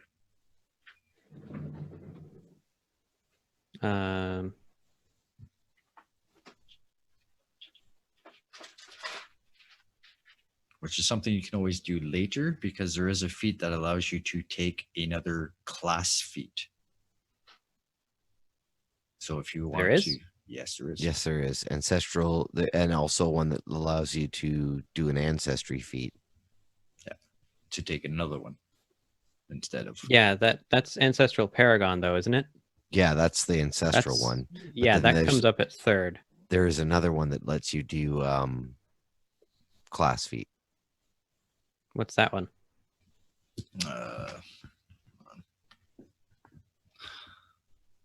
Too many books open. Hmm. Only 2. Yeah, it's for you. So while he's making hard choices, who else? What other character sheet can I pull up here and watch you guys? Dabble. Who else is making strides in their character? Anyone? Working on it. It's coming along. Attempting to. I'm Okay. up to 2nd level. I'm curious how familiars work in fantasy rounds. The Do I same have- as they would on pen and Yeah, paper. but do I need another character sheet for my familiar? It Mm. should be. I don't know.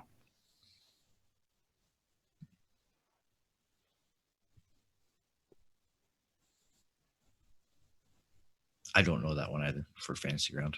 That would be a Mercer question. Hmm. Who's not here?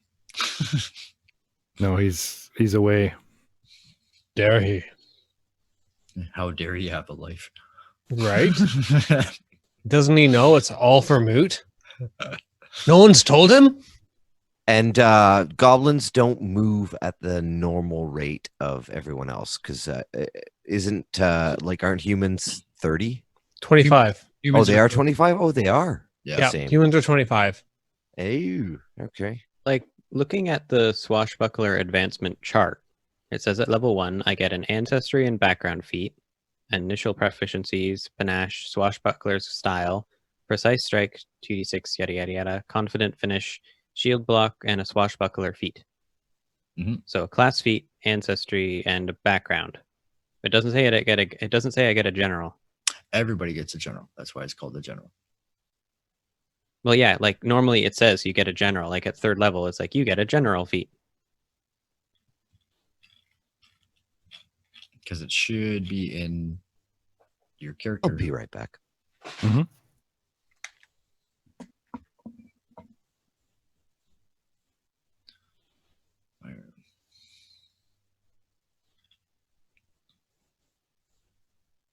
Is that like a general character creation rule? Yes.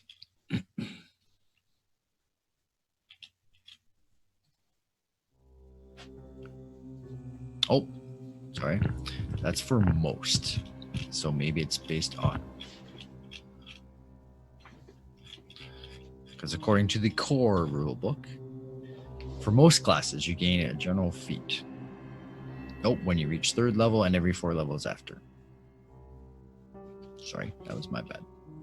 Yeah, so I don't have a general feat yet. Oh, Yeah, there's a- I see some dwarves that are about to lose some feats. Haha. I'll just. All depends on the class, though. So there's a human ancestry. There's a Fire? human ancestry feat that you can take that trades for a general feat. But I didn't know you could go the other way. We should call up Matt Bell. Joe's been he was so good out of the gate. Now he's struggling. So it's like, call up one of our fans that have been very helpful. Probably the one of our viewers we got going right now.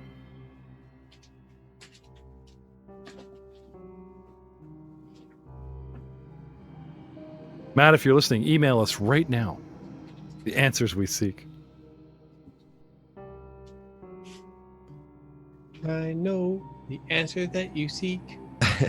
So this is why I didn't want to do a jam live, because you just get to a point where Yeah, everybody's just reading. you're kind of reading going, Well, Yeah, so yes. Well, let's talk character concepts. Yeah. Let's jam down on this. This we can chew. So for myself, with the witch, I think I'm gonna try and focus on the Patron? no, more the hex stuff, I think. Like the enfeebling, debuffing, and so like support or DPS. Like I can try and play a bit of a hybrid character. Right. he's trying to take a backseat again, because like Matt's kind of starring like 2 of our 4 main shows, so Yeah. you're kind of going to go in the middle. Because it's obviously we got Ryan and Jay, which is an unusual combination for a strong lead. Now you guys play your Cavaliers, but you're both kind of in the backdrop, even though you've paired up. The socialites, you know, where we usually push Frank and Matt into the front. I'm liking this, so I want to see where this goes. You know, not to mention we're going to be adding Rob as an Oracle to mix things up, and you know. No, the Investigator is my favorite class out of all Pathfinders. It's just. I like the Investigator you did back in the day when we were still playtesting Mummy's Mask before it hit the air. I liked him. I don't see Matt's character. Oh, there it is. Okay. Oh, but you know what? If you drop some character art in the chat, I can load it up and I can get you a decent token. Token? That's not what we call them nowadays. Cool. I will see what I can find. Yeah, well, at least because you guys are about to jump on a map, right? So we need tokens. Yeah. Gotta get those tokens, right? Token. If this can be left like up, I can do more later. I should probably head out. Yes, That's because okay. it's 13 hours into the future right now with Jay in Japan. So yeah, I'll leave it. I'll leave this running as long as I can, all week. Cool. And if it shuts down, just come back the next day. I'll constantly bring it back up and try I'll try and run the computer all week for you guys. So at any given time, you guys can dabble. Okay. Dabbling. Dabbling is Sounds good. good. Good luck with character creation, guys. Well, I think once you have your character Thanks, buddy. assigned to you, you can dabble and adjust Jay. things offline, too. Okay. I believe. Bye-bye. No, Good but night.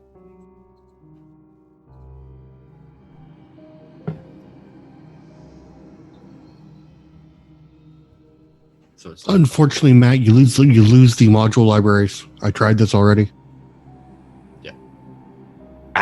Boo.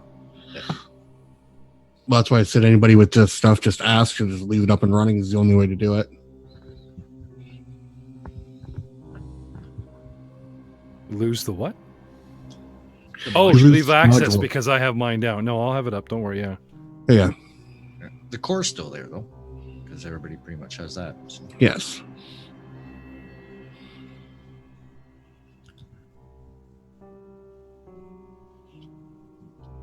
So what is your weapon of choice, Messina?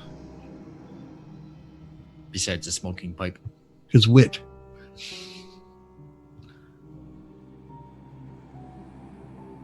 That's funny. A good detective never reveals his secrets, huh? he's got a Dumaduchi in his hand. Careful. It's kind of relevant, kind of off topic. We've been watching the Flash series, and the actor that plays Harrison Wells, and then they keep bringing Harrison Wells from different worlds, and he has to change the guy's personality and accent. It's like, that is very, very cool. Have you seen the Council of Wells yet? Where you see Oh them yeah, all together? oh yeah. No, we're caught up on Yeah. Flash, Arrow, and we're waiting for Legends. We did a bit of Supergirl, but just kind of went, we'll wait for the crossover. So we read those 3 of the 4.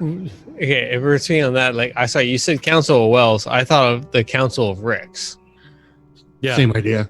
very, very similar. Okay. Because I don't watch the Flash at all, but that I do. They've added a 5th show because, well, 6 if you count Constantine, and now they have John Constantine's character right out of the series. Wait. On. They made a Constantine show based off yeah. the like Oh yeah. Yeah. like Oh, yeah. CW Oh, dude, DC it's- verse. It's an awesome show, and they can it after 1 season, but they love the character. They actually I take had him and no put him in idea. DC Legends. Yeah, John Constantine by Matt Ryan is actually, that character is in the DC Legends show right now. Cool. You have to find the first season of Constantine. It was a bit dry. I can see why it died, but Cheryl and I really liked it. And it's all part of the, Arrow, Flash, DC Legends of Tomorrow, Supergirl, and now they've added Batgirl. Meh. Yeah. Just saying. There's a great crossover one where Arrow, Flash, and Supergirl go to Gotham, and they're talking about Batman. And Arrow doesn't believe in him. He's like, "No, he's a myth. I'm the original vigilante. Batman's a myth." And the Flash is like, "Oh yeah." Anyway, so back to concepts. I am trying to find you a mini. I'm trying to find the most awesome Oh, no way. I just found a goblin with a beak. Perfect. Oh, no, sorry. It's not a beak. It's, Psych. see, there's a goblin shaman with like the little white skull mask. There's a goblin with white curler rollers. No. And then there's one with black hair, and they've got a very beakish face. There, let me show you. You see this?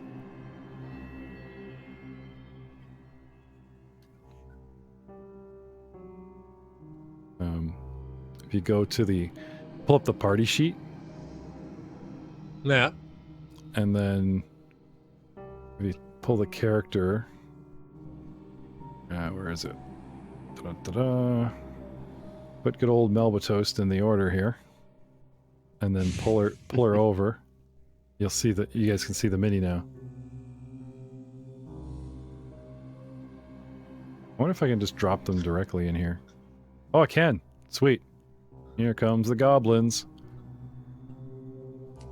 Are we allowed to actually mod our health, or is that like a GM only thing? What do you mean? Put our max health up. I don't know. In Fantasy Grounds? Correct. It'll increase as you drop your levels on automatically. Yeah. Also, when I had 7 So levels, Ryan, make sure you go into the libraries and load the advanced player class module. Okay. And then that way you can literally give yourself levels of investigator. All right. So I'm in the libraries. I have 4 tabs up. In the bottom Modules, left-hand corner, yeah. So you click that, and then there should be like 5 things listed, Yeah. I think, and the one will say advanced player classes. Oh, great. Yeah, the one without an icon. Yep. Loaded. And that should give you your investigator class. And should actually throw in the Pathfinder 2nd Edition core rules too, right? Throw Yep. in, yeah, that'll help. A scooching. So Matt, if you pull up the party sheet, you should be able to see a bunch of goblins you can pick from. Party sheet. Very top right of the interface of Fantasy Grounds. No, I got the there's party sheet up. I'm just not seeing. there's bunch a of tab called goblins. Order. There's a tab called Order. Perfect. Okay. Oh, hey. and then zoom in by wheel scrolling your mouse. Make the grid bigger. And voila. That's cool. So the 3 in the center. Let me just get rid of these ones. Totally the one I think you've already tagged as me. The one you just moved. Yeah, you already tagged it. The black hair with the beak. Yeah, with the beak. Yeah. That's me. Okay. Awesome. All right. I'm just trying to find a picture. Yep. Let's see. Hey, Jeff, Yes, sir. what time you running the character jam till? Actually, I was going to stop in a couple minutes. Okay, no problem. I'll just kick into the Yeah, it is background till it's kinda- done. It is kind of getting late, but I'm having fun tinkering with actually being Yeah. able to input my Well, stuff. Oh yeah, Okay, it's way much late- more fun with that. Ladies and gentlemen, it is 11:30, and that's usually one of our call shots. So we'll see you next time with much more completed, hopefully, and headlong into the adventure as part, not the only show, but part of our Rollmongers broadcast, our bundle of shows that are going to run all the way to the new year. So email us at rollmongers@gmail.com. Find us at Rollmongers on Twitter. We have a Facebook page under Dicewise Entertainment now, and comment. Go to our YouTube page and find our videos if you missed any of this stuff, and comment. Let us know what you like, what you don't like. You know, we've already had a bunch of fans and listeners helping us with the rules that we do appreciate. And yeah, unfortunately, they got to keep telling us repetition. But hey, when you're trying to put out 6 or 7 podcasts and we're playing 3 or 4 different rule sets, you know, please cut us a little bit of slack. But we do appreciate your patronage. We do appreciate your help. And if you would really want to be one of us, go to patreon.com/rollmongers and check out our Patreon page. You'd be surprised how $5 a month can really, really help us not only keep this stuff going, but get into new material, new shows. Hey, Matt, did you know One of the GCP Nation's finest young ladies, one of their biggest fans, Vicky Games. Shout out to Vicky Games. Vicky. Got talking about Dragonlance with the Nation. And I put up Sweet. because we had talked about doing Dragonlance in the past, and I put up 4 ideas. I was like, there is an Elven Imperial fleet right off the furthest moon on the furthest planet. Imagine somebody breaking protocol when Lorak phones them for help and comes down, and a bunch of Imperial fleet elves breaking Prime Directive, going all Star Trek, and doing the War of the Lance. How cool would that be? How about Star Wars, way in the unknown regions where they have a draconian race, and we do it through Star Wars? No? What about running the original, and I mean the really, really good ones, because nothing beats the original first edition modules where combat is 5 minutes long, not 5 hours, and you just roll with it? No? What about the 3rd edition D&D conversion books that I have my hands on now that they have out, and we can convert it quite easily to Pathfinder 1st edition or 5th edition? Ooh. Any guess what's winning the poll right now? Anyone? No? No. What's the guess? What wanna would you vote for out of those 4 choices, Matt? What would you vote for? The 3rd edition books. Yeah. And Ryan, are you familiar with the Dragonlance saga? Only from what my friends have spoiled me on. Yeah. Okay. I am familiar. I've read not all of them, but most of the Dragonlance books. Like I made it through the 2 sets of the actual Dragonlance, and then I also did the Raceland Karaman trilogy. And I think there's another set that I haven't touched on. But anyways, I digress. Frank? There's me and Matt. Who's the other Dragonlance fan? Oh, besides there myself? he is. Oh no, I think I've read, I don't know, probably the first. Oh geez, I'm looking up my bookshelf trying to count them. Like the Okay. first 12 Dragonlance, War of the Lance, all the creation gods.